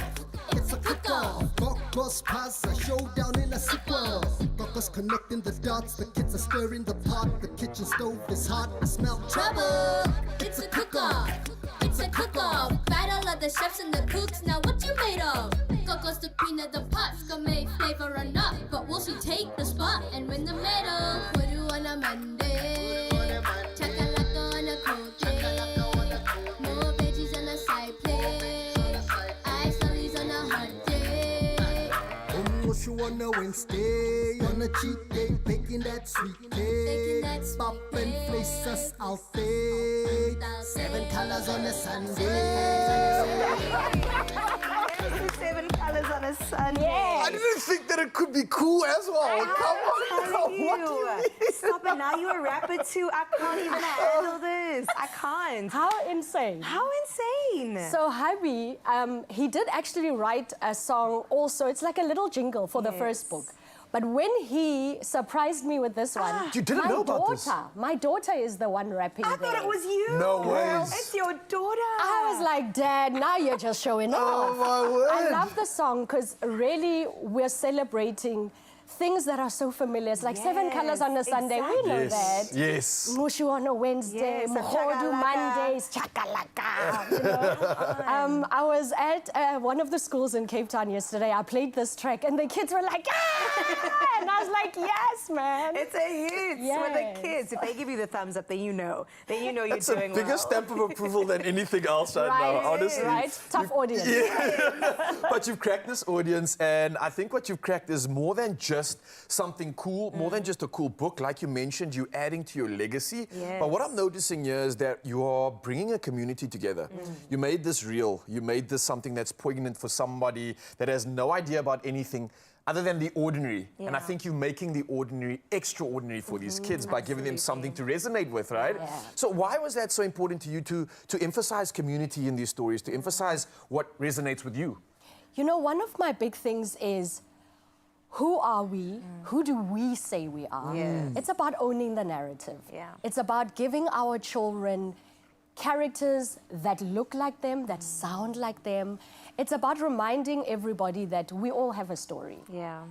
Where you grew up, the things that you were exposed to, your perspective, that is unique. You know, so we bring all of our magic to everything that we do.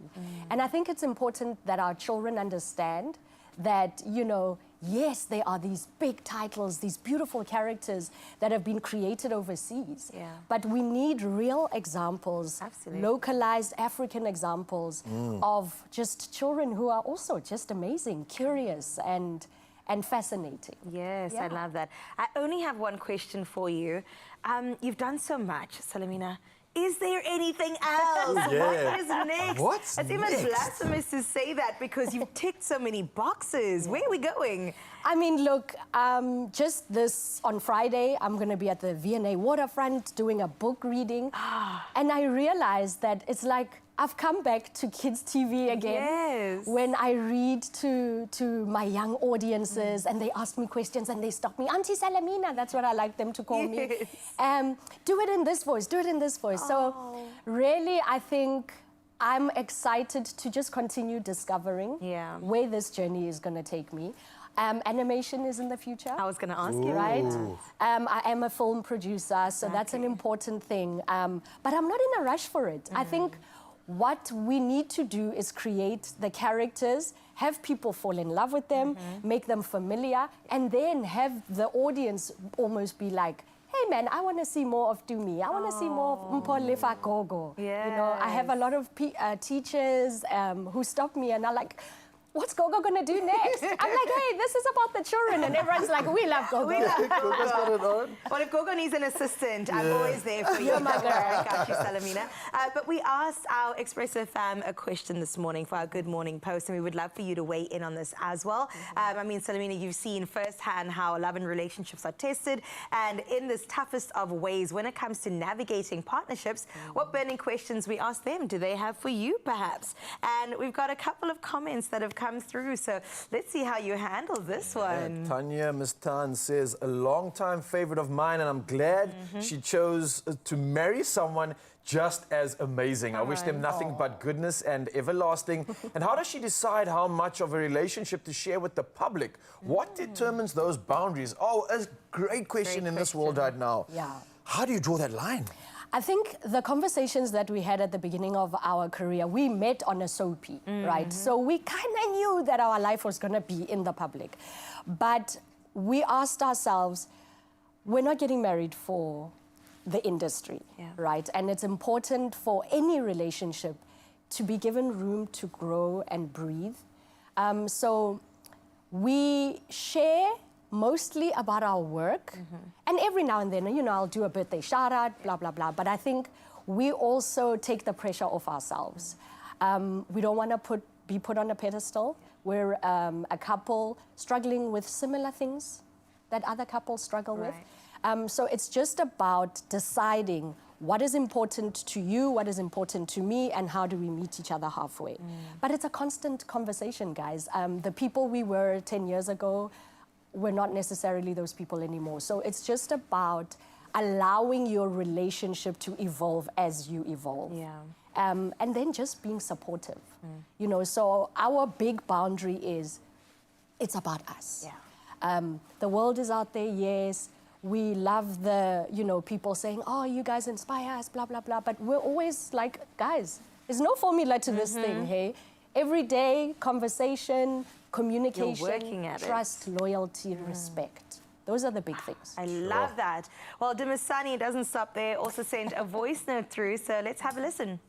Playing a fun game called Marriage Advice with Salamina. Salamina, our soul body. One question I have for the Queen is, what does she love about the state of the entertainment industry right now? Oh. And what does she not like about the state of the industry again? And what would she like to instill in the young upcoming actors and actresses that she feels is key and should never be forgotten by people who want to bring this craft to life? Great show, guys. Thank you for a great morning that you're giving us. Dumisani, basically asking you what you love, absolutely, what you don't love about the entertainment industry, and what word of advice could you give to the future? Wow, I have mad respect for people like yourselves. Doing it in the advent of social media and this stuff wasn't there when we started, you know. So I think the most important thing is to remember it's a job first and foremost. Show up as your professional self at all times. That's the most important. The byproduct of fame and all the stuff that comes with it, you know, pinch of salt, pinch of salt. I remember early on in my career, Lillian Dube, one of my heroes, said to me, if you're not careful, fame is the flame that will basically, you know, explode your life. And I remembered that. So it's like, always remember that, you know, what we do is also like such a privilege to be able to do something so different every day, like no 2 days are the same.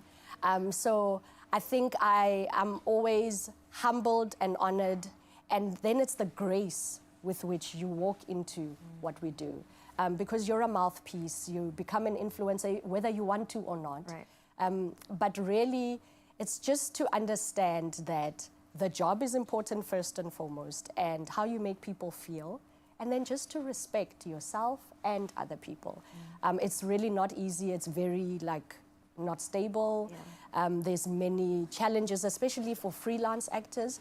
I think you need to also make deliberate decisions about what it is you want to get out of the industry, and know when it's time to also exit. That's important.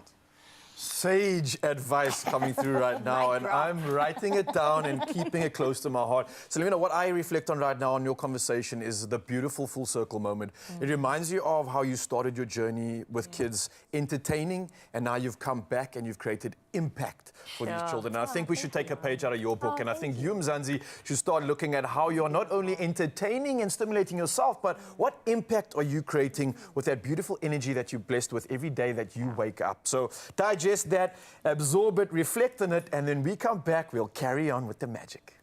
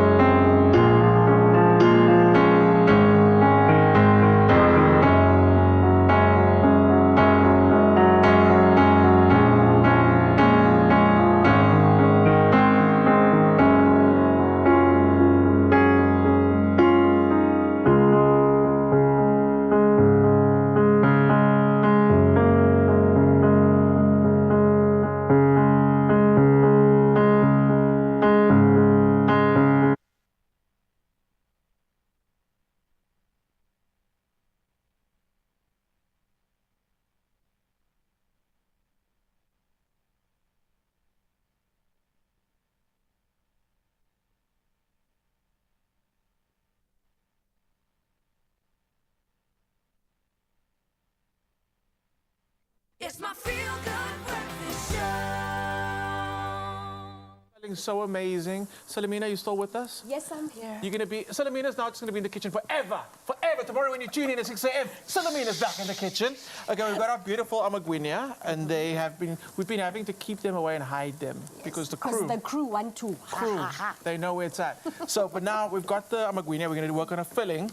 Yes. Chicken livers. Chicken livers. And it's already smelling so spicy. I've got onions and I got chilies in the pan. Yes. And that chilies, when it hits your sinuses. Yes, already I'm like... Good morning. Good morning. Okay. So, this is in. We're going to do some garlic. Yes. Now, let's do that. In 2025, I'm not chopping garlic. No. No one told me this. No, we did a grate garlic in there. So clever. And garlic burns very quickly. Yes, so we're going to, as soon as it goes in, we're going to also add everything else so it doesn't like catch. Cool. We've got some spices. That is... Paprika. It's paprika. That's going to go in, and a tomato paste. Yes. So if I can ask you if you can add the tomato paste, the paprika for me so long. That's going in. Chicken livers are amazing. No, let's start with paprika first. Sure. Yes. Chicken livers are amazing because, I mean, it's also protein. Yes. Relatively inexpensive. And the flavor is amazing. Is amazing. It just takes a bit of knowledge to cook with them and then to get the most out of them. But we've got the knowledge. We know what we're doing. We know what we're doing. Oh, that smells so good. Okay, and then... Are you ready? Whenever I add tomato paste to a pan, and I want to say to the viewers at home, cook it out. Cook it out a bit. There's like a tinny flavor that you get from tomato paste. Leave it in long enough. Yeah, then it'll disappear. Yes, I agree. So when it comes to chicken livers, do you like yours spicy? Not really. I think because I'm usually cooking for the kids, my little one is always like, Mama, ya baba, ya baba. So I do just like a tata. A little bit? Yes. And do you have go-to meals that's like in your... Let's just say worst case scenario, it's load shedding coming, and you've got like an hour left. That app just told you, like, okay, you got 55 minutes left. What are you making for dinner? Look, that you know to make everybody happy. It's like the quick pasta. Mince is a winner because it's quick to, you know. Boerewors, South African favorite, pap and vlees, you know. But it's pap and boerewors. Nice. As my daughter calls it, boerewors. That's so amazing. Yes. Okay, chicken livers going in. Yes, let's do it. And this is quick. Once it goes in, you got to keep an eye on it because it cooks really quickly. Yeah. So I'm going to fry that for like a second in all the spices. It do smells that. so fragrant. Salt, and do it like this. Yeah. Wait, I'm going to stop so you can do it like that. Okay. I've always wanted to do it on TV. Yes. Nice. Done. Okay, in there. Then we got some peri-peri sauce. Oh, pepper. Yes. And pepper, chicken livers for me, it's a big thing. Yeah. They really go well together. So I'm going to say you can add all the pepper. All of it? Yeah, it kind of mellows out. You don't get this like punch of like sharp pepper. I'm going to trust you on this. You're the pro here. Think about it. So you got this like this irony flavor with the chicken livers. They've got a robust flavor. Yes. So when you add pepper, it kind of like mellows out that robust gaminess of the liver. That's what I find. Okay. And then peri-peri sauce. Here's the thing. You can use absolutely any peri-peri sauce that you have, and it's such a good hack. In fact, my version of chicken livers just has chicken livers, butter, peri-peri sauce. That's it. That's it. Yeah. 3 ingredients. Keep it simple, but it's classic. Yes. All right. Okay. That can go in. Now, you can see, like, we're basically 60% done. Yes. So once the sauce goes in, that's good. That's good. We can always add a little bit more. That's going to start popping. And then we're going to serve it with the Amagwinya. Yes. We've got some parsley. Yes. Parsley's When do you looking add the cream? Oh, right at the end. Right at the end. Yeah, absolutely. I don't like reducing the cream too much. Okay. I like to keep it nice and fresh at the end. Because again, it's weird to say because cream actually does cut through the richness and flavor of the liver. Yes. So that's looking good. Okay, it can go in. Good. It can go in. It's looking good. You don't ever want to overcook chicken livers. No, please don't. I mean, it's like chewing on chalk. I'm sorry. Like, but when people do overcook chicken livers, I'm like, It's got to have a little bit of softness to it. Okay, that looks so good. Off the heat. And if your chicken livers have a touch of pink in the middle, I mean, the smallest, it's good. It's good. Yeah. Okay, that looks amazing and smells so good. Okay, Amagwinya, how are we doing this? Should we do like in? Do you want to do a taste? Should we do a taste? Let's do a taste. taste. Let's do a taste. We've got Amagwinya. Done. Whoa, run away. Yes. And then I'm going to ask Tiff if she can bring out some more side plates. Tiff can bring out some side plates or bowls so we can taste what we've made. Okay. Ooh, I'm loving it. It does, right? Good. Okay, Tiff's busy with that. I can see Tiff in the corner of my eye. She loves when I call her on camera. She does it. She does it. It's like, prepare me. She's giving dagger stares. Come, Tiff. Thank you so much, Thank Tiffany. Okay. Okay. Amagwinya sorted. It's got chicken livers. And are you a big cook? I think by default, you know, usually have to feed the family. But my mom, my sister are great cooks. I was like the sous chef, dishwasher, entertainment in the kitchen. The entertainment. Yes. Okay. So that's my favorite role. Not usually behind the stove, but of course I love to cook every now and then. Not every day though. Yeah. And the truth is, I also don't cook every day. And like, I do it out of love. Sometimes I do need a bit of a break. And then, Yes, but so that you can step away and then come back appreciating it again. Exactly. Yeah. People can appreciate me when I get back. Okay, cool. So let's do a little taste. Okie dokie. It is the Amagwinya. Yes, we could have popped it in the air fryer to heat up a little bit, which is amazing. You could. Yes. But it's still the perfect texture to soak up all that sauce. I love chicken livers. Oh. Touch of pink. Actually, when we put it back on the heat and go for like another minute or two. Nice. That sauce. That sauce. I think you're right about me coming back, no? Every day. Listen. Next week, Wednesday, the Wednesday after that. I just need to learn your payoff line, that ting, ting, ting. You can reinvent it as long as you keep on coming back to the kitchen. Salamina, you've been absolutely amazing. Your food. Not too bad, huh? No, I think we're going to add on to Gogo's series. Yes. At the end of the Gogo series will be all the recipes featured in the... Love your work. Love your work. Absolutely. I'm feeling it. We'll be back next week. I don't know food in my mouth. We'll be back next week. Thank you so much for joining us on this week's Culinary Hotline. Bling! Ding, ding, ding! Everything that was promised. Smell in this place is crazy. So delicious. Nostalgia at its finest, and I can't thank you enough for coming through and solving all our conundrums in the kitchen, Mzansi. I hope you enjoyed that, but I think you're going to enjoy this even more because when it comes to sprucing up your sanctuary or doing anything DIY, we got you covered. Because it's time for another episode of our Handy Heroes, and today the Plascon paint experts at Motala's Timbled in Lenasia in Johannesburg share their favorite Plascon products and top DIY painting tips to make your next project an absolute breeze.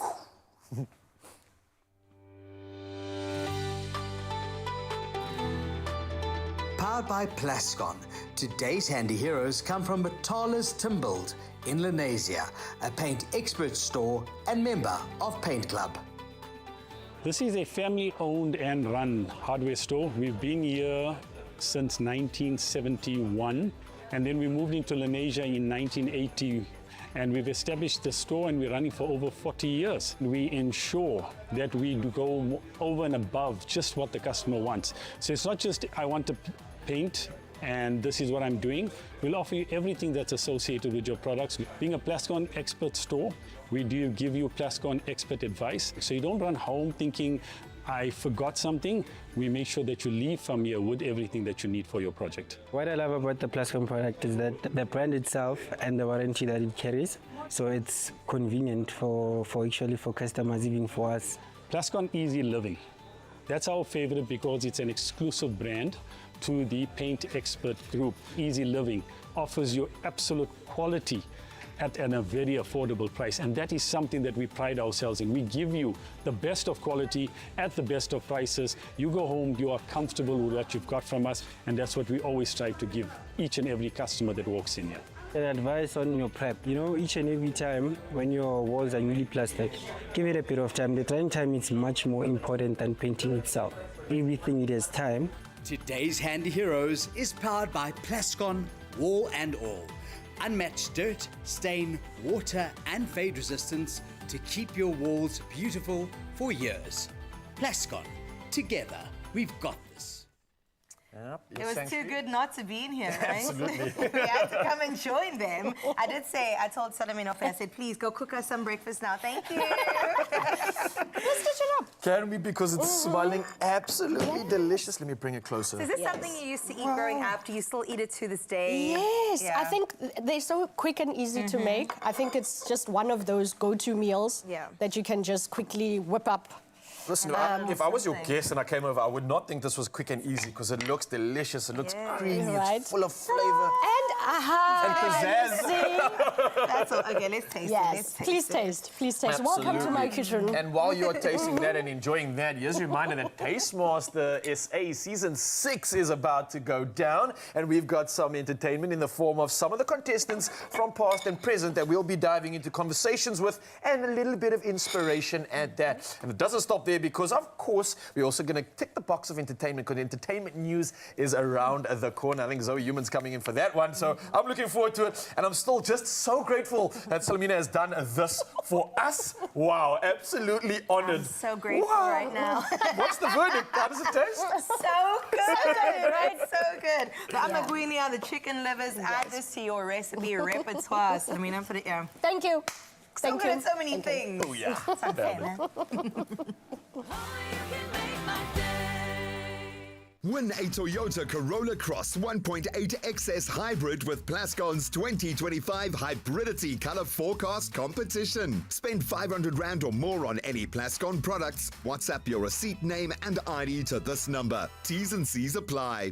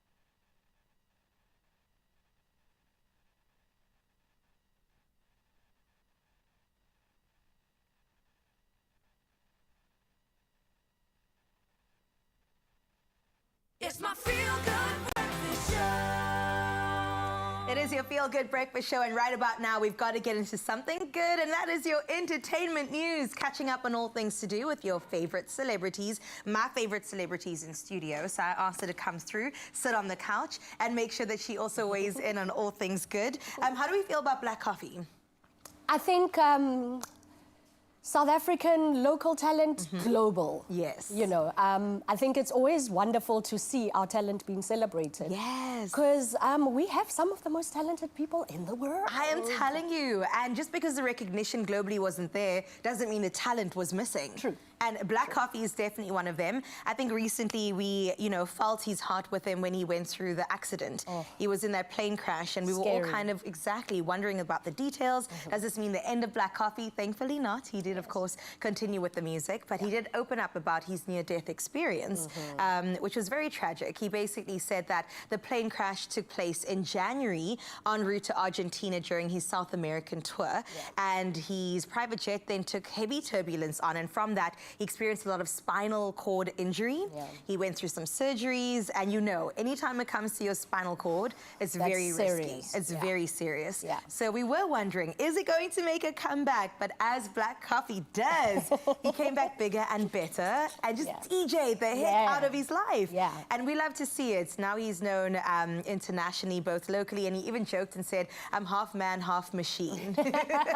He's a beast at the end of the day. If you see him perform home live, it is a life-changing experience. It really is. Black coffee, my goodness. He, I would say, is a national treasure. Definitely. Yeah? Yeah. And I'm so glad internationally they're recognizing him. Yeah. Will Smith, are you on the fence about him since the slap? How do you feel? Do you love him? Do you not? You know, I take a very liberal approach to these kinds of things. I think we need to also just allow space for people to make mistakes. Okay. Yes, we hold people, you know, he has to, I think he's tried to account for what he's done. Right. But I always try to not judge. Honestly, I think I start and lead with grace. Yeah. Because having been someone who grew up in the entertainment industry, I think if I ever have a moment of that level of weakness, I'd like people to extend me some grace. Grace with you too. I like that because over here we're a bit judgerach, but it's okay. We're trying to lead with grace, Salamina. But recently I think he won many hearts over because we all know and love him from The Fresh Prince of Bel-Air, and him along with his co-star Tatiana Ali. They had a moment in the show where she was dancing and then he came up behind her and he started dancing with her. And now that this song Anxiety by Doechii is trending, they took it on and did that dance trend once again where she was dancing in the front and then he came. So let's have a look and see and remind our viewers what we're talking about.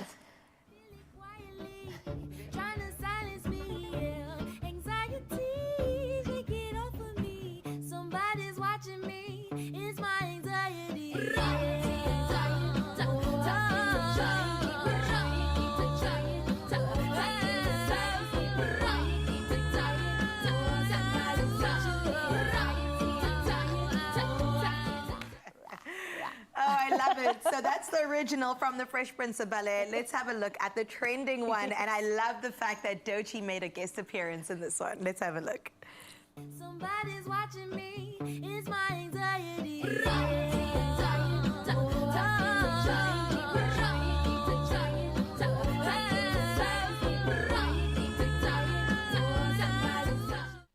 Too good. And she, of course, won the Grammy too. So Oh, man. anything Doechii does, we support. She is doing incredible. Isn't she? Yes. My goodness, for a song that was literally like 2 minutes, for her to have blown up across the globe, it just shows you that even the different kids, even the weird kids, can definitely make it far. Yes. Thank you for joining me on my Thank entertainment you. news. Thank Short, you. sweet, quick. Let's head into some national news headlines. Raul is standing by. Almost perfect timing, 1 minute past the hour, and here's our final round of official duties. Now, starting with national headlines, the bail application for 10 people accused of defrauding SASSA of over 250 million rand has been postponed to April the 1st. Now, the accused, including 7 SASSA officials and Ethiopian citizens, face over 1,000 charges, including fraud and cybercrime violations. Now, 3 suspects were arrested at SASSA's Johannesburg office on Friday, and Magistrate Maggie van der Merwe postponed proceedings to allow legal teams more preparation time. Now, an 11th suspect remains at large as investigations continue. Now, next up, the National Student Financial Aid Scheme, otherwise known as NSFAS, has provisionally funded 670,000 students for 2024. Now, that's the academic year, and Acting CEO Wasim Karim told Parliament's Education Cost Committee that 48 billion rand had already been transferred to universities. However, 97,000 applications were rejected, with 70,000 students filing appeals. Now, NSFAS continues to process funding decisions aiming to support students in higher education. And concerns remain over administrative delays and unresolved appeals, which could impact students awaiting financial assistance. Well, we move to international headlines right now, and Al-Shabaab militants targeted Somali President Hassan Sheikh Mohammed's convoy in a bomb attack near Presidential Palace. Now, Mohammed was unarmed, but at least 4 people were killed. And this marks the first direct attempt on his life since 2014. Now, all this while Al-Shabaab frequently carries out attacks in Somalia. And this escalation signals heightened threats against top officials. Now, government forces are currently engaged in heavy fighting with the militant group in the middle of the Shabelle region. And this is intensifying efforts to curb insurgent activity. Well, next up, US President Donald Trump and Russian President Vladimir Putin held a phone call addressing the Ukraine war. Now, they agreed on a limited 30-day ceasefire focused on protecting energy and infrastructure sites with the hopes of wider peace talks. However, Ukraine remains wary, with President Vladimir Zelensky questioning Russia's commitment. Now, Putin urged the US to stop military aid to the Ukraine, while Trump pushed for swift conflict resolution. And the call marks a rare diplomatic effort, but faces deep skepticism. Now, next up, it's clear that South Africans are embracing the world of e-commerce. And at the proudly South African Buy Local Summit and Expo in Sandton, it was revealed that e-commerce sales hit 71 billion rand last year, and they're set to smash the 100 billion rand record by 2026.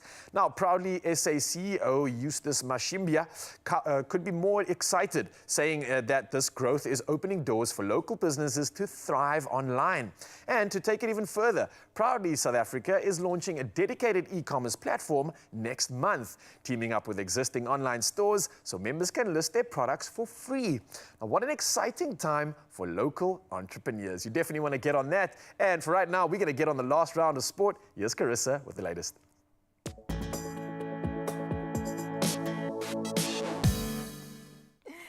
Thank you, Raul. Yes, go sports. Now we start off with your footballing action, where Barcelona midfielder Marc Casado has suffered a partial knee ligament tear and is expected to be sidelined for 2 months. Now, the 21-year-old, who has played 37 games this season, was forced off in the 67th minute of Barcelona's 4-2 win over Atletico Madrid.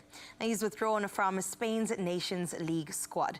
Barcelona, level on points with Real Madrid, but ahead on goal difference, remain in contention for a treble this season. Moving from footballing action into tennis, the world number one is back. It's been confirmed that Jannik Sinner will compete in the Hamburg Open from 18th to 24th May. Tournament organizers have confirmed this. Now, the US Open and Australian Open champion accepted a 3-month ban in February after team mistakes led to a positive test for closterball. Now, his suspension ends on the 4th of May, allowing him to play the Italian Open before the French Open begins later that month on the 25th of May. Sticking to your tennis action, the Professional Tennis Players Association, or the PTPA, co-founded by Novak Djokovic, has launched legal action against the ATP, WTA, ITF and ITIA, alleging anti-competitive restraints and abusive practices. Now, the lawsuits filed in the US, UK and EU involve at least 20 players. The PTPA, created in 2020, aims to challenge tennis's existing governance structure. Now, in your rugby news, English Championship leaders Ealing Trailfinders have been denied a chance to compete for Premiership promotion after failing to meet stadium development requirements. Now, the RFU confirmed that Ealing and Coventry did not meet minimum standards criteria, while Doncaster passed but is out of contention. This means the Premiership's bottom club will avoid relegation, further fueling frustration in the Championship ahead of next week's RFU confidence vote. And that's where we leave your sporting action for now. Let's have a look with what is happening on your roads.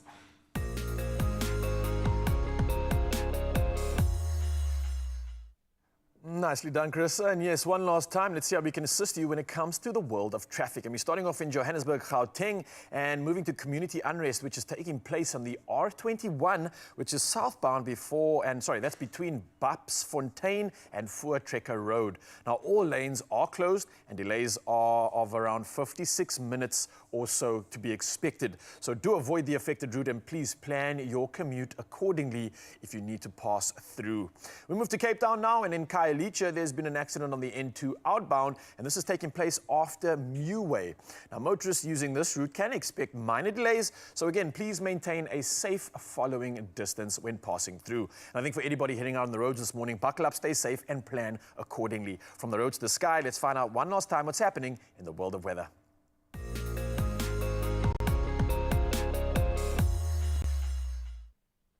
And reporting from the world of weather, the South African Weather Service has issued a yellow level 1 warning for severe thunderstorms today, and that's indicating a moderate risk of impact. Now, affected areas include the northern KwaZulu-Natal, where thunderstorms with strong winds, heavy rain, hail, and lightning are expected. Now, additionally, disruptive rainfall warnings have been issued for southern Gauteng, the Highveld, and Mpumalanga's escarpment, with possible flooding and infrastructure damage. Now, a heat wave is also expected in parts of Alfred and Zor District, Eastern Cape, and the interior of the Western and Northern Cape. And this is going to be bringing extremely uncomfortable conditions. So brace yourself, but more importantly, you can brace yourself right now for a beautiful picture. And that's our final sunrise view of the hour, sent in by Pitt from Carletonville. And I've never been to Carletonville before, but it looks amazing, especially when you see a sunrise like this. So Pitt, thank you for sending this one through. Hope you enjoy 25 degrees of beautiful weather out in your side of town. And again, thank you so much for sharing your views with us, Mzansi. We'll do it all again tomorrow morning on the number 063 408 8863. For now, though, let's take our final look at the temperatures you can expect on your side of town.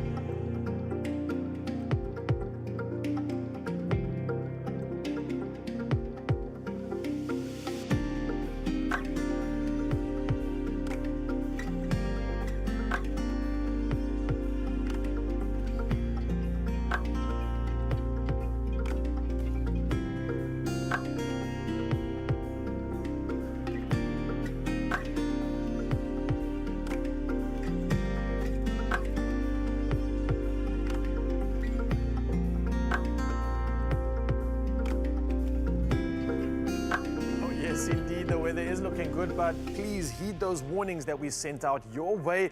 And I'm going to warn you once again that you need to be a part of something special. The opportunity to win big. And that's by playing Lotto, Lotto Plus 1 and Lotto Plus 2 for 11 million rand in total estimated jackpots. And it's happening this Wednesday, which means you could make it rain lots of cash this March. But only if you play Lotto for an estimated 5 million rand, Lotto Plus 1 for 4 million rand, and Lotto Plus 2 for 2 million rand. All happening today. So what you want to do is buy your tickets now in store on the nationallottery.co.za website, the mobile app, cell phone banking, or simply dial *120 *7529 hash and then follow the USSDs. Now, this is awesome, and we're going to make it even easier for you by putting these details on our Expresso social media pages, so you can go check it out right now and make sure you get yourself in the running to win by playing Lotto, Lotto Plus 1 and Lotto Plus 2 for 11 million rand in total estimated jackpots today, but only if you get involved. And we want you to get involved in the rest of the show. So, Carissa, what's up next? Oh, I got you covered, Raul. Let me tell you, Expresso fam, so much more is coming your way because, yes, we're heading back into the kitchen. I feel like we've spent a lot of time there today. We're just hungry like that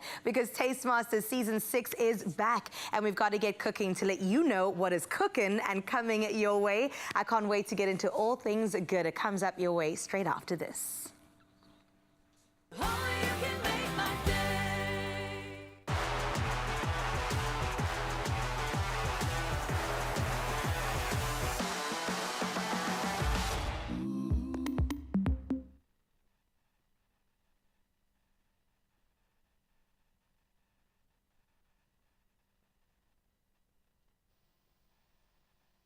The Tastemaster SA is back. Bigger, bolder, and more delicious than ever. Are your culinary creations a feast for the senses? Then enter to be a contestant and stand a chance to win prizes worth over 200,000 rand. WhatsApp your entry video to 065 672 7127 or visit thetastemaster.co.za to submit your entry video. Tell us who you are and show off your cooking and baking skills using your favorite Clover products. Entries close Monday the 31st of March. T's and C's apply. Clover, made with love.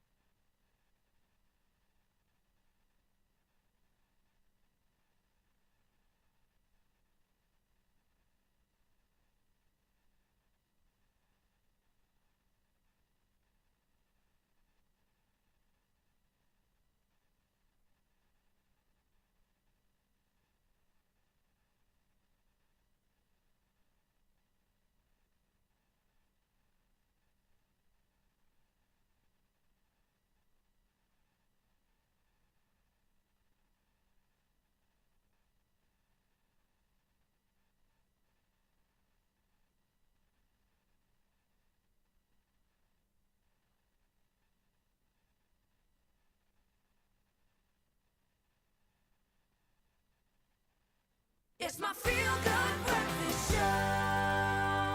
Oh, yes, Mzansi, welcome back. Your feel-good breakfast show, and what an incredible day it's been, and especially when it comes to eating in the kitchen. And speaking of, let's have a conversation around it, because we have some really big news for all you culinary enthusiasts out there. The Taste Master is back for season 6, and it promises to be bigger, bolder, and more delicious than ever, and entries are officially open. Now, we've got some big guns here. We've got season 2 finalist Jay Miller alongside season 5 top 3 finalist Melisha Hosking in the building, and they are here to tantalize our taste buds with their own personal journey. So let's put our hands together and welcome our 2 specialists from the kitchen.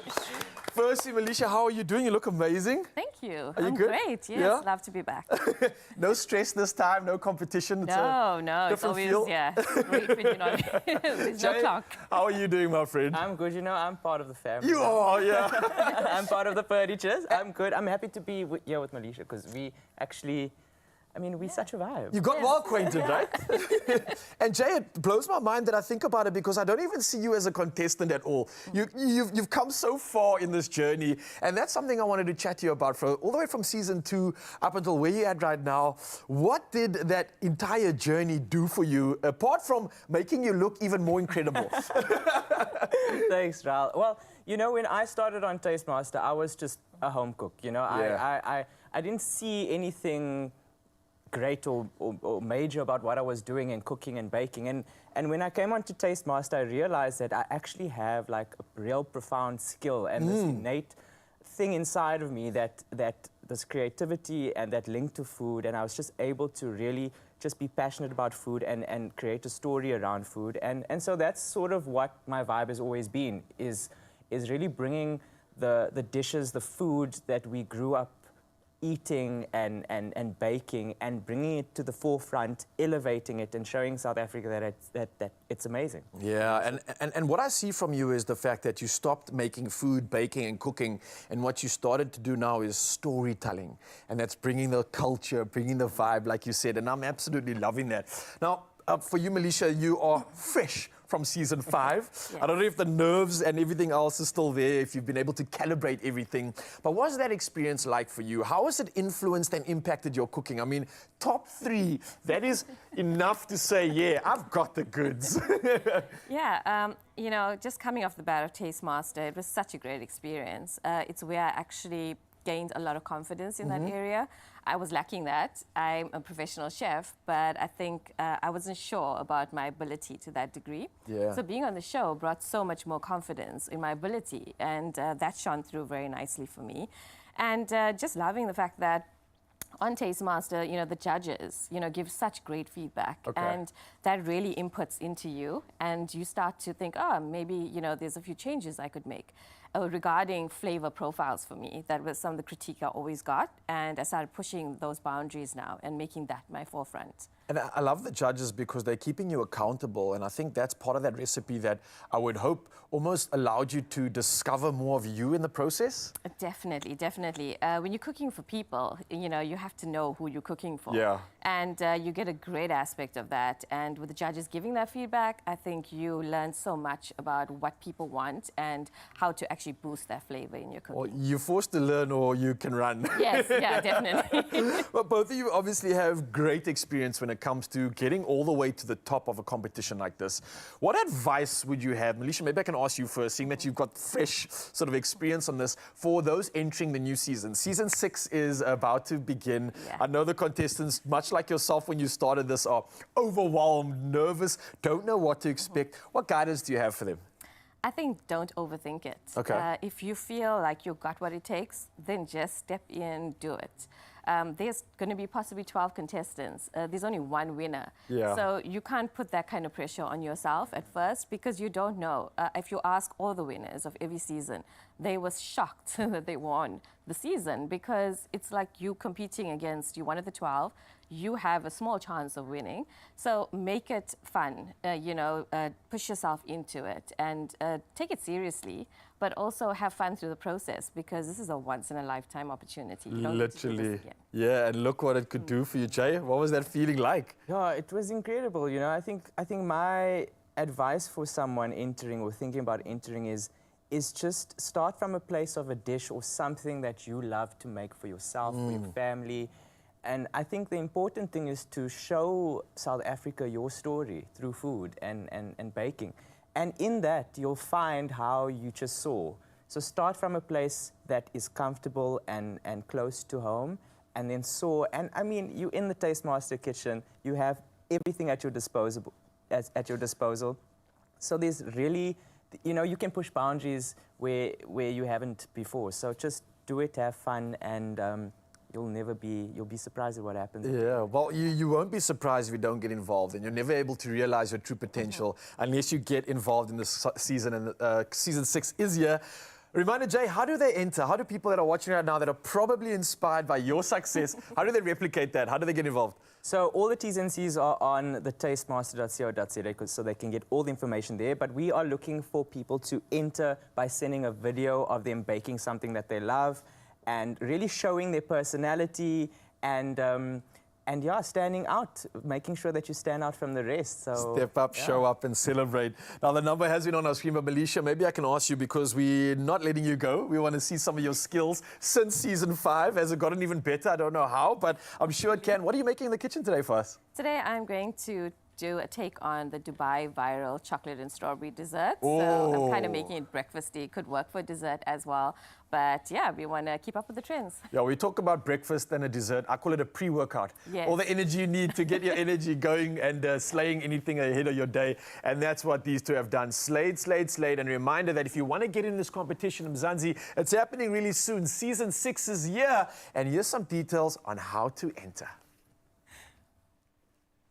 The Tastemaster SA is back. Bigger, bolder, and more delicious than ever. Are your culinary creations a feast for the senses? Then enter to be a contestant and stand a chance to win prizes worth over 200,000 Rand. WhatsApp your entry video to 065 672 7127 or visit thetastemaster.co.za to submit your entry video. Tell us who you are and show off your cooking and baking skills using your favorite Clover products. Entries close Monday the 31st of March. T's and C's apply. Clover, made with love. And the Love Show does continue right here on your Feel Good Breakfast Show, because you've been waiting for this moment. I get it. Entertainment's been jam-packed, but we're about to take it up another level, baby. Francois Jacobs standing by with the cover of Callum Scott's Dancing on My Own. Take it away.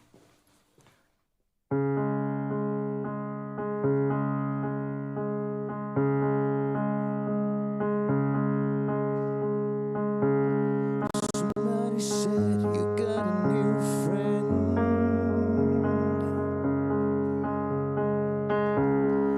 Does he love you better than I can?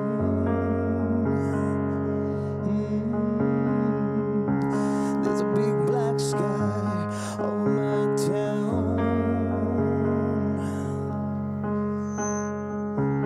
I know where and I bet he's around. Yeah, I know it's too bad, but I just gotta see it for myself. I'm in the corner watching you kiss him. Oh no. And I'm right over here. Why can't you see me? Oh no. And I'm giving it my all. I'm not the guy you're taking home.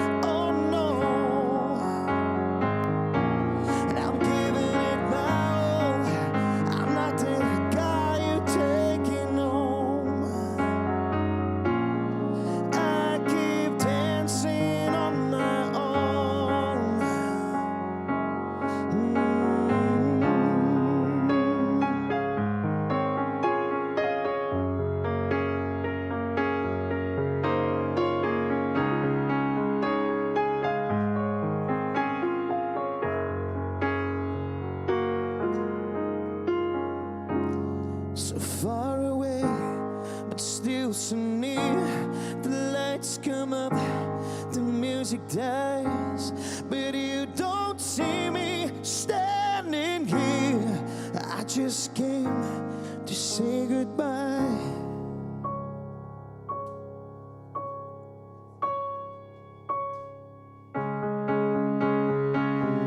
And I'm giving it my all. I'm not the guy you're taking home. And I keep dancing on my own. Yeah, I'm in a corner watching you kiss him. Oh no, I'm right over here. Why can't you see me? I'm giving it my all. I'm not the guy you're taking home. I keep dancing on my own. So far away, but still so near. The lights come up, the music dies, but you don't see me standing here.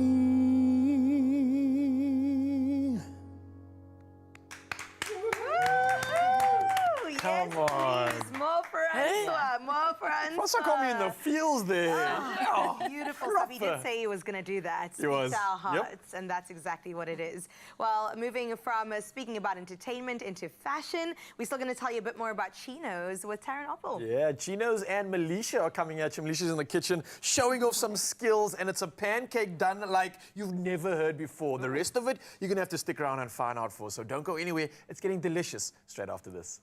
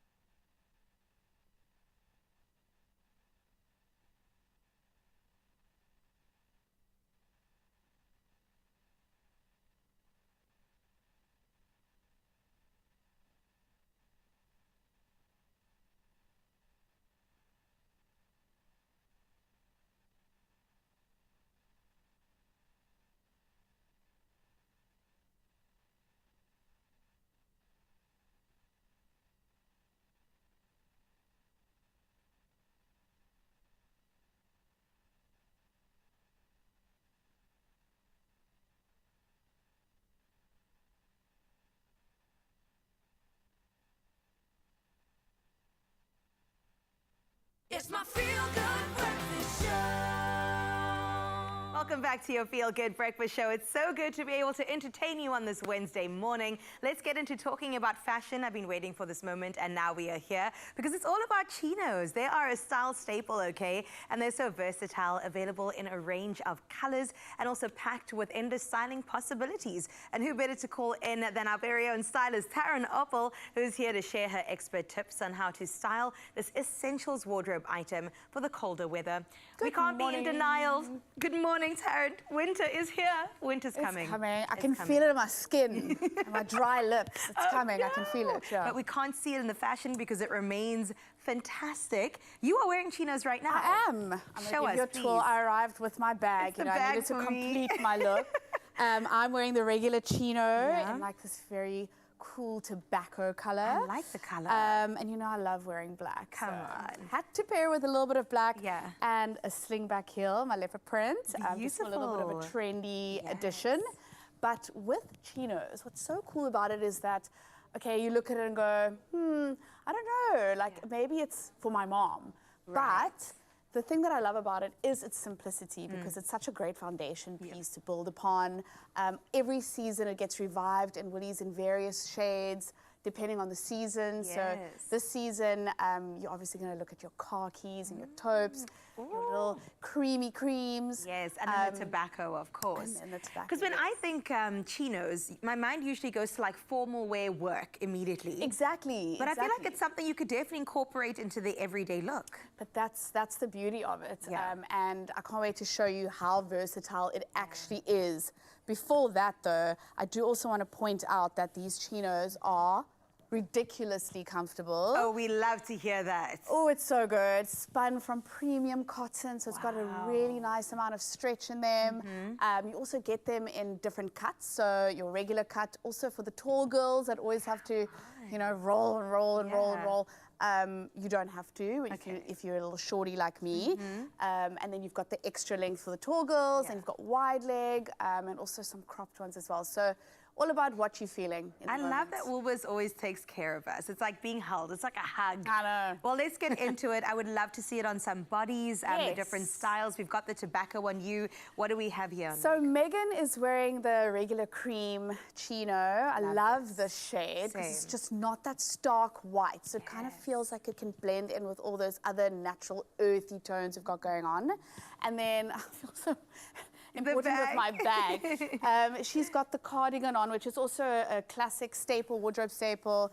This really great cropped sort of mid-length trench. And then she's wearing her really easy slip-on loafers.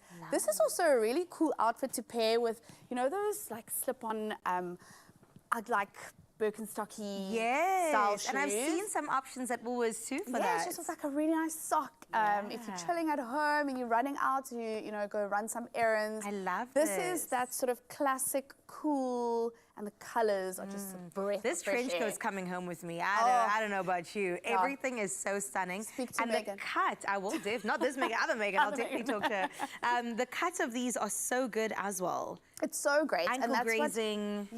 But that's the beauty of it. And if it is a little bit too long, rolling up a chino is the way to go. Beautiful. So just like 1 or 2 rolls, and that's it. Sorted. Okay, color combo's looking so good. Love Let's that bring one. in the next model. Letabo is looking like a business lady right Come on, now, but Buzz. like a little bit sort of casual Friday maybe. Also love the loafer addition here for to the the loafer. chino. I think it's just like a match made in heaven a little bit. Striped knit, can't go wrong, boat neck. The neckline is stunning. And then the Multon coat, which is obviously another essential and staple and classic for winter. I don't know if you've also noticed, Megan came in earlier with a different belt on to Letabo. So all these chinos come with your standard brown belt, but I mean, Woolie's got so many great belts on offer, so you can switch them out and mix and match them according to your color chino. I love that. And for curvy girls, I would put like a thicker belt and bring everything in as well. And then you've got the hourglass figure with the coat. Oh, the possibilities are endless. I also love that you brought up curvy because besides your regular and your extra length fit, the chino also comes in a curvy fit for the girls with the bum. With the booties. Yeah. I love it. Chaba, you look fantastic. That Multon coat is also, coming home with me. Okay, let's move on to the next model. Let's go. Oh, I like this. Oof, okay, so this is, and it's no news to anyone here, but it's my favorite color for winter. I mean, you're wearing it as well. It just looks so good. So this is a way, just like I've done, to dress it up a little bit with the heel. So we've gone slingback kitten heel in a lighter tone so that the green can just live in all its glory. And then kept it obviously head to toe tonal with the cropped suede look jacket. I was going to say, I'm very curious about the texture of this jacket. Can I have a feel? Oh, I have a feel, but also besides the texture, are we not into these like the details? buttons? And then also these little clasps. Oh, so it's invisible almost. Invisible, as it goes yes. So down. it just keeps it all like slick. Stunning. Cool. Look how short we are next to our model. I'm in heels. So am I. This is not happening. But also, camera bag, love it. Beautiful. Also, these bags, you get like, straps that you can switch around and mix and match as well. So it's really just about having fun and playing around with your styling, but loving the green. You look gorgeous. I'm here for the green. Do we have more models? We do. Oh my Let's keep them goodness. coming. So bring in another model. Okay. She might Hi, look familiar Zoe. around these streets. Miss Zoe It's Human. Miss Zoe. So she's wearing the taupe chino, another one of my favorite shades. She's wearing the original belt and her off-shoulder rib knit, which is such a stunning, stunning cut. The color is like the breath of fresh air against the earthy browns. Yeah, and then paired with the boots. And also, this is a great way to show that, you know, the chinos are also quite tapered, so you can stick them into those boots and style them in a different way as well. And then with her tweed bag, I mean, I don't know, I don't know where she's going, but she's going somewhere. She's on a mission. Let's go, baby. I like this. This feels like a Saturday morning look. It looks like a brunch look. Yes, but just look how beautiful. It's hugging the curves. The curves are looking great. Yeah. I really, really, really love the fit. Stunning. Yes, girl. Yes, show work off your it, stuff. girl. Beautiful. Okay, so many models, so many different colors and forms and shapes. Let's see them all together. You gave us options on options. Taryn, thank you. Did. I'm going to squeeze in here with my tobacco. Oh, yes. 5 models make their entrance. So many possibilities. Absolutely beautiful. How cool. The Winter Essential Chino is here to stay. Shout out to Woolies in-store, online, and on the app is where you can definitely have a shop of all of these goodness and make sure that you stay in style with lightweight knits too. Also the fleeces, the cardigans that you saw right now, layer it with the molten coats and the trenches. The possibilities, as you heard, are endless. Add a shoe and an accessory. You are done for winter, autumn, winter at that. So make sure that you get shopping soon. Expresso fam, and all the styling details can be found on our website and social media. But make sure you download the Woolies app or go online or in the store.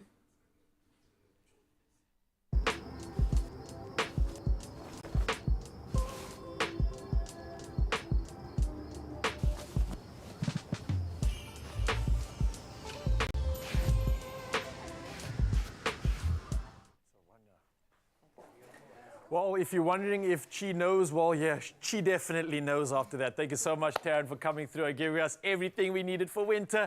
And all we need now is some good food. And thankfully, Melicia's still in town because we have a real treat in store. Yes, our Taste Masters Season 5 top 3 finalist, Melicia Hosking, is still with us in the kitchen to flex her incredible Taste Masters skills. And I think some which have improved even since then. And she's going to be putting her spin on the viral Dubai pistachio crave with a delectable Dutch baby pancake. I've never heard of this in my life, so I'm so excited for it, but it's something that's topped with crispy roasted kataifi. I don't know if I'm saying that correctly, but it's luscious pistachio cream, fresh strawberries, and look, I'm just going to leave the rest up to you, Melicia, because this is sounding incredible. Did I pronounce that correctly, by the way? Yes, you did. Yes. Yeah, okay. well done. Lots going on here. Yes. Talk me through this. How do we put this together? And is it easy enough for us to try do at home as well? Yes, of course. You promise? I promise. I promise. Even if we haven't been a Taste Master experienced contender? No experience required. Just know how to work an oven, hopefully, and mix some ingredients together. Got you. So take me through this, yeah. Okay, so first things first, we're going to do that Dutch baby pancake because it does need to rest about 10 minutes before you bake it at all. So we're going to start with that, and it's so simple. It's going to go in a blender, which no mixing required. You're just going to blend it. Yeah, I'm sure. Okay, so the first thing you want to do is add the eggs to the blender. You could use any blender, stick blender, the one with the jug as well. That's perfectly fine. As long as it can blend. As long as it can blend. If you don't have any blender, you can also just mix this with a whisk, and it should also do a great job. It shouldn't be a problem. Where does the whole Dutch baby thing come from with the pancake? Is there like a reason behind the name or something? Is there a story there? So basically, a Dutch baby pancake is something you would make in a oven, so in a cast iron pan. Oh, of so course. It's a simple, easy technique to do, and you basically, you know, just put it together, put it in the oven, and it puffs up. So I think you are, okay, so I'm going to let you go for this one. All right, let's You make are sure it's very- on. And this is okay. blends. Is there anything you want to kind of get this consistency to replicate? So although all the ingredients are going to go in here at pretty much, just after the eggs, I want to aerate these eggs slightly. So this is why I'm putting the eggs and the sugar in first. Makes sense. All right. Just want to Aeration, let's go. Okay, lots of noise. Yeah. And that's basically it. Okay, so we want to open this up again. So we're going to remove this. And now all the other ingredients are going to go in. So Okay, so this was the first step, and then we're going to add things after that. So you can just see the bubbles come up, and that's great for aeration. And basically now all we're doing is flour. All right. Okay. And I love how simple this actually is. Even I could possibly do this. Yes. Even me. You could definitely do this. Okay, and then we go in with some flour, some salt. The sugar's already in there. We're going in with some melted butter for the richness, which is pretty great. And some vanilla bean paste to give it some beautiful vanilla flavor. And Melisha, you are doing everything here with the utmost of confidence and poise, like you have been in the kitchen forever. Is this as a result of being on a competition like Taste Master? Is this how it's changed you and your life? Yeah, I think, I do have a lecturing background, so I do teach this on a general basis. And, okay, you're going to go for it with Let me just make some noise here. Really coming together. You happy with that? Yeah, that's perfect. Beautiful. Okay, so we just need some milk, which I don't see on the counter currently. Right, we can try get some milk, otherwise I can maybe grab it from the fridge. Yes, please, that would be Let me just see great. if we've got any in here. Oh, yes, we do. Perfect. Okay. I was going to use some soy, but we've got options here, so... I'm sure you could, How much do you definitely. need? We About a need cup? half a cup of Half a cup? Yeah. This is a cup, right? Yeah, so just half of that. You can eyeball that. Halfway. You want a fairly thin batter for this because it needs to puff perfect. up. There we That's go. perfect. So we're going to get that in. All right. And that's basically your Pop that batter back in the done. kitchen. So instead of putting it back, you could just do a quick mix at this point. We don't want to overwork the flour in here because we want a nice light and airy batter. And this is the pancake batter, right? It Pretty looks much. incredible. It's going to be fluffy. So easy, and you can see those little bubbles on the top. Yeah. Perfectly, aerated from using the NutriBullet or some blender or jug. Melisha, I think we should like collab, right? Because I definitely don't do them this well, but I do pancakes in the mountain. Okay. We watch the sunrise from Wow. a summit on a peak. Do you think you would be able to join me sometime? Yeah, that would be we should amazing. do like a collab, Melisha Yes. and Nature Boy. Cooking take on the cooking in the wild. I love it. You bring all your expertise though, because Dutch baby pancakes with this edition, I wouldn't be able to do, but I think with your assistance, we could make the best pancakes in the world. Imagine that, summiting on a mountain, sun rising, watching this. That's perfection. Amazing, yeah. All right, we're going to Okay. try and make that happen, but let's first make this happen and show Mzansi how easy it is. Okay, so basically we want this to rest. This is why we've done this first. And now what I've also done is put a cast iron skillet. You could use a small one, you could use a big one. It doesn't matter. It's in the oven currently at 200 degrees Celsius. Okay. And that's to heat it up because when we put this pancake batter, we want that, that crispy bottom and that fluff and that lightness to come up. Okay, all right. So now while we're waiting for that to rest a couple of minutes, we've heated some milk and cream. We're about to make a luscious creme pâtissier, also known as a pastry cream or creme pat. It's almost like your sauce custard element, which really gives it a really, level up, next level dessert. So we're heating this milk and cream, which is here. Okay, I've got a cup of milk and 50 ml of cream in here. Okay, Okay, nice. so we're heating this up to a medium heat. You want this milk to scald and just come to a slight simmer, which it has. We're just done reheating exactly that, it. So yeah. while we're waiting for that, the base of a creme pâtissier is our eggs. This is the thickening agent. Okay. And we want to go ahead and separate these eggs. Do you know how to separate one? Kind of like that, yeah. I've been practicing a little bit. I used to have a lot of like egg whites raw. Oh, yes, I can imagine. And I would like try only have like 2 yolks. I used to believe that the yolks had a lot of cholesterol and it was bad for you, but I no longer believe in that and I try all the yolks now, so I Yes. don't need the skill as much. And we're gonna, you're possibly gonna waste some of that goodness. Good stuff, yeah. All Yeah, the the nutrition omegas. is inside. Yeah, exactly. The good fats, the good nutritions are all in the yolk. So I love that you're using a lot of eggs for this one. Yes. Beautiful. And it's, after all, it is still breakfast. Yes. Want to get some your eggs essentials in. Nice. Okay, so just wipe my hands here. Perfect. And the next thing that we want to do, so this is coming up to a nice simmer, I just want to add some of my other ingredients to stabilize the pastry cream. So one of the first things is sugar. Yeah. Sugar is really an important factor here because we want to stabilize the eggs. And obviously, it is still a breakfast item, so we want to add some sweetness, the energy that comes from here. Gosh, that looks so good. Just adding that alone, I'm like, wow. It almost looks like icing on the top Really, of a cake. you are actually. easy to please. Okay, so next up, corn flour, cornstarch. We're going to add that because that's going to add extra thickening and stability. Right? Okay, this is starting to make sense. Yeah, and we want the sauce not to be super runny, so you can actually pipe it or, you know, pile it onto the actual dessert. So that's really get fancy with this one. You've taken pancakes to private school and beyond. They're literally on there like, what's after tertiary, like the quad education. Yes. I don't even like know how you say it. PhD Yeah, in drinking a pancakes. doctorate in pancake making here. Okay, so this doesn't require a lot of arm workout here. It's basically just combining the ingredients. That was simple. And yeah, it's pretty simple here. And all we're going to do now is this milk has come to a nice simmer and it's steaming. We don't want it to be boiling, okay? So another technique here is very important when you have eggs is that you temper this mixture. When I mean tempering, it means that I'm adding just a little bit of the hot mixture. It's like when you're on a date. Basically, you don't go all in with everything, like, you know, scare your partner, run, okay? We don't want to scramble these eggs, so we're going to introduce it in small quantities. Hey, you've come a long way since Tastemaster. That's sage advice coming through with the wisdom. So, yeah, who knew, eh? Pancakes and relationship advice, all in one But this is today. perfect for both our culinary conundrum and our just conundrum in general. We asked Mzansi the question as well with relationships, so I think this is tying together perfectly, Manisha. Nicely done. Okay, so once your eggs have gotten used to the hot cream and milk mixture, you can add it all.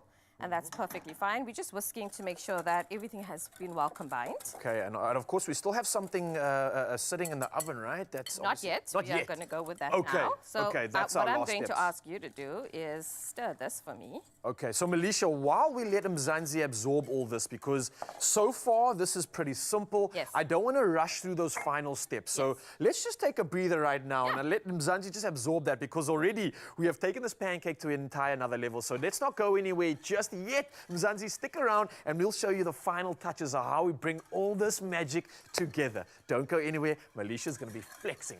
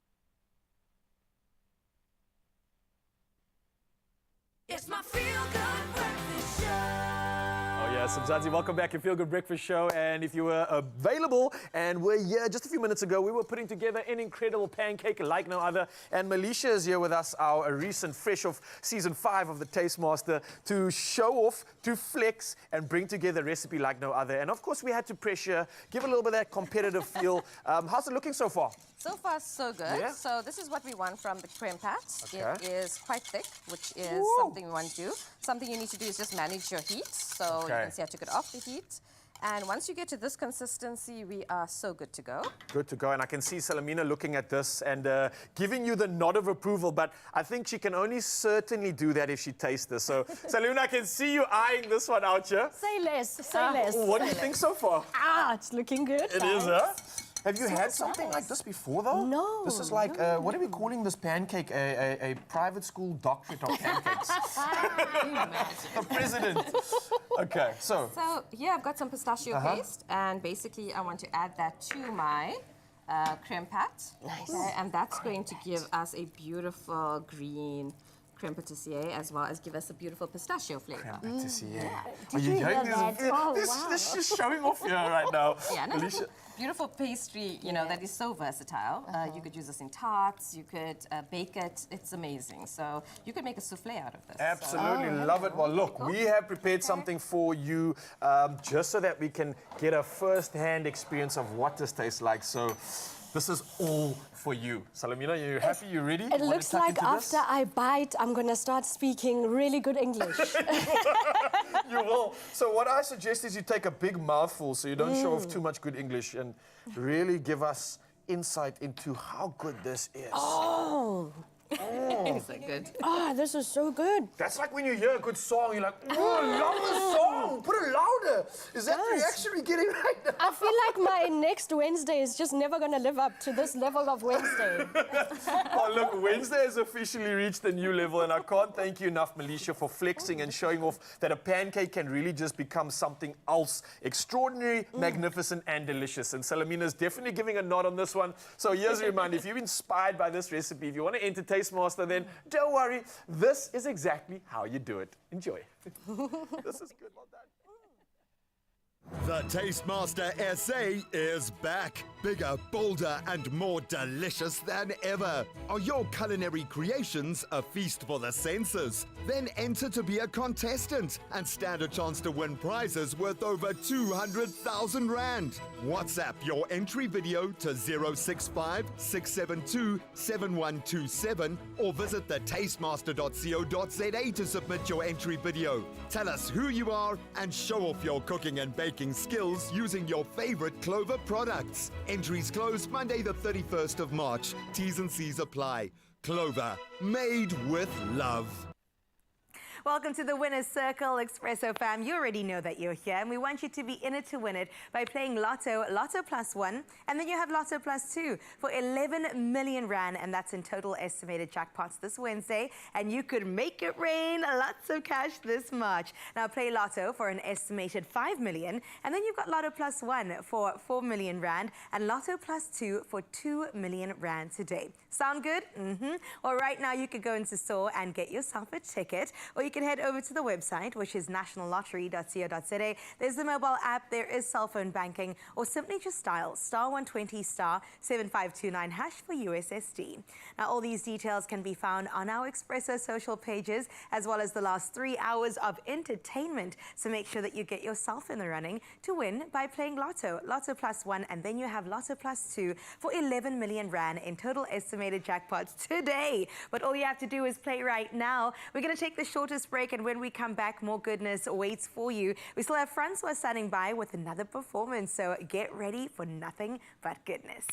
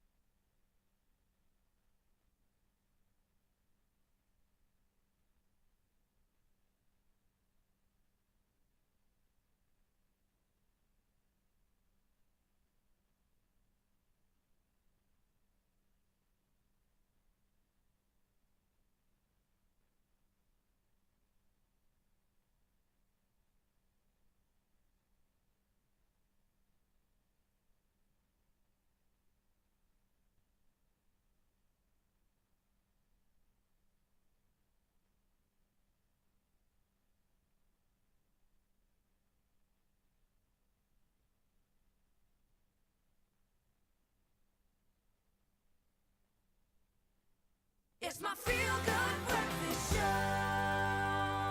Welcome back for the final time to your Feel Good Breakfast Show. Listen, the smiles, the giggles and laughter are still here because we still have the gorgeous legend in our midst. Salamina's not going anywhere. We told you, we're going to keep her here till 9 o'clock, maybe even 9:30. We're going to just, you know. Right now, though, we've got something good coming your way. Absolutely. Francois standing by. We've heard all about him, but let's get into another performance and send us off into a beautiful Wednesday. Take it away. Yes.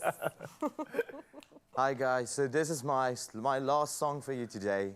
It's my brand new single, Spot Goedkoop. I hope you enjoy it.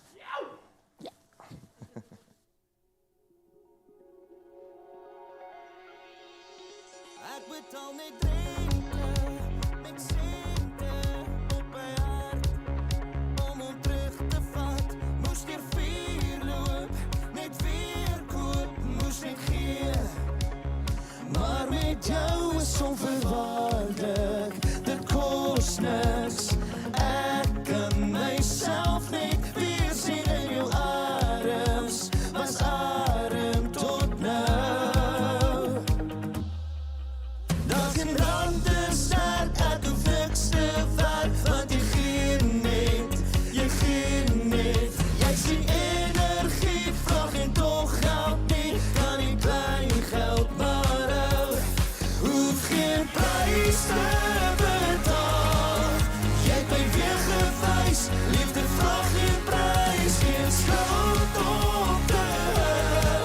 Jy het my weer laat loop, liefde spot goedkoop met jou.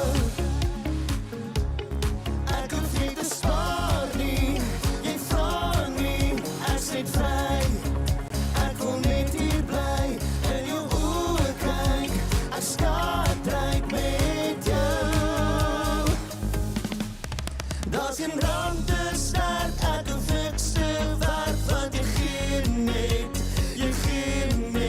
Jy sien energie, vraag en toch geld nie, kan nie klein geld maar hou.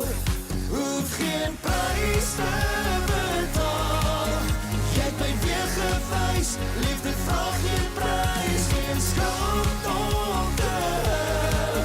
Jy het my weer laat loop, liefde spot goedkoop met jou.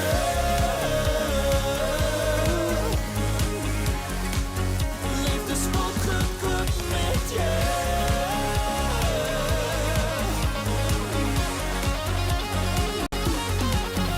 Als je land te sterk, ek hoef niks te werk, want jy gee net. Jy sien energie, vraag en toch geld nie, kan nie klein geld maar hou. Hoef geen prijs te betaal, jy het my weer gewys, liefde vraag geen prijs, geen skuld om te hou. Jy het my weer laat loop, liefde spot goedkoop met jou.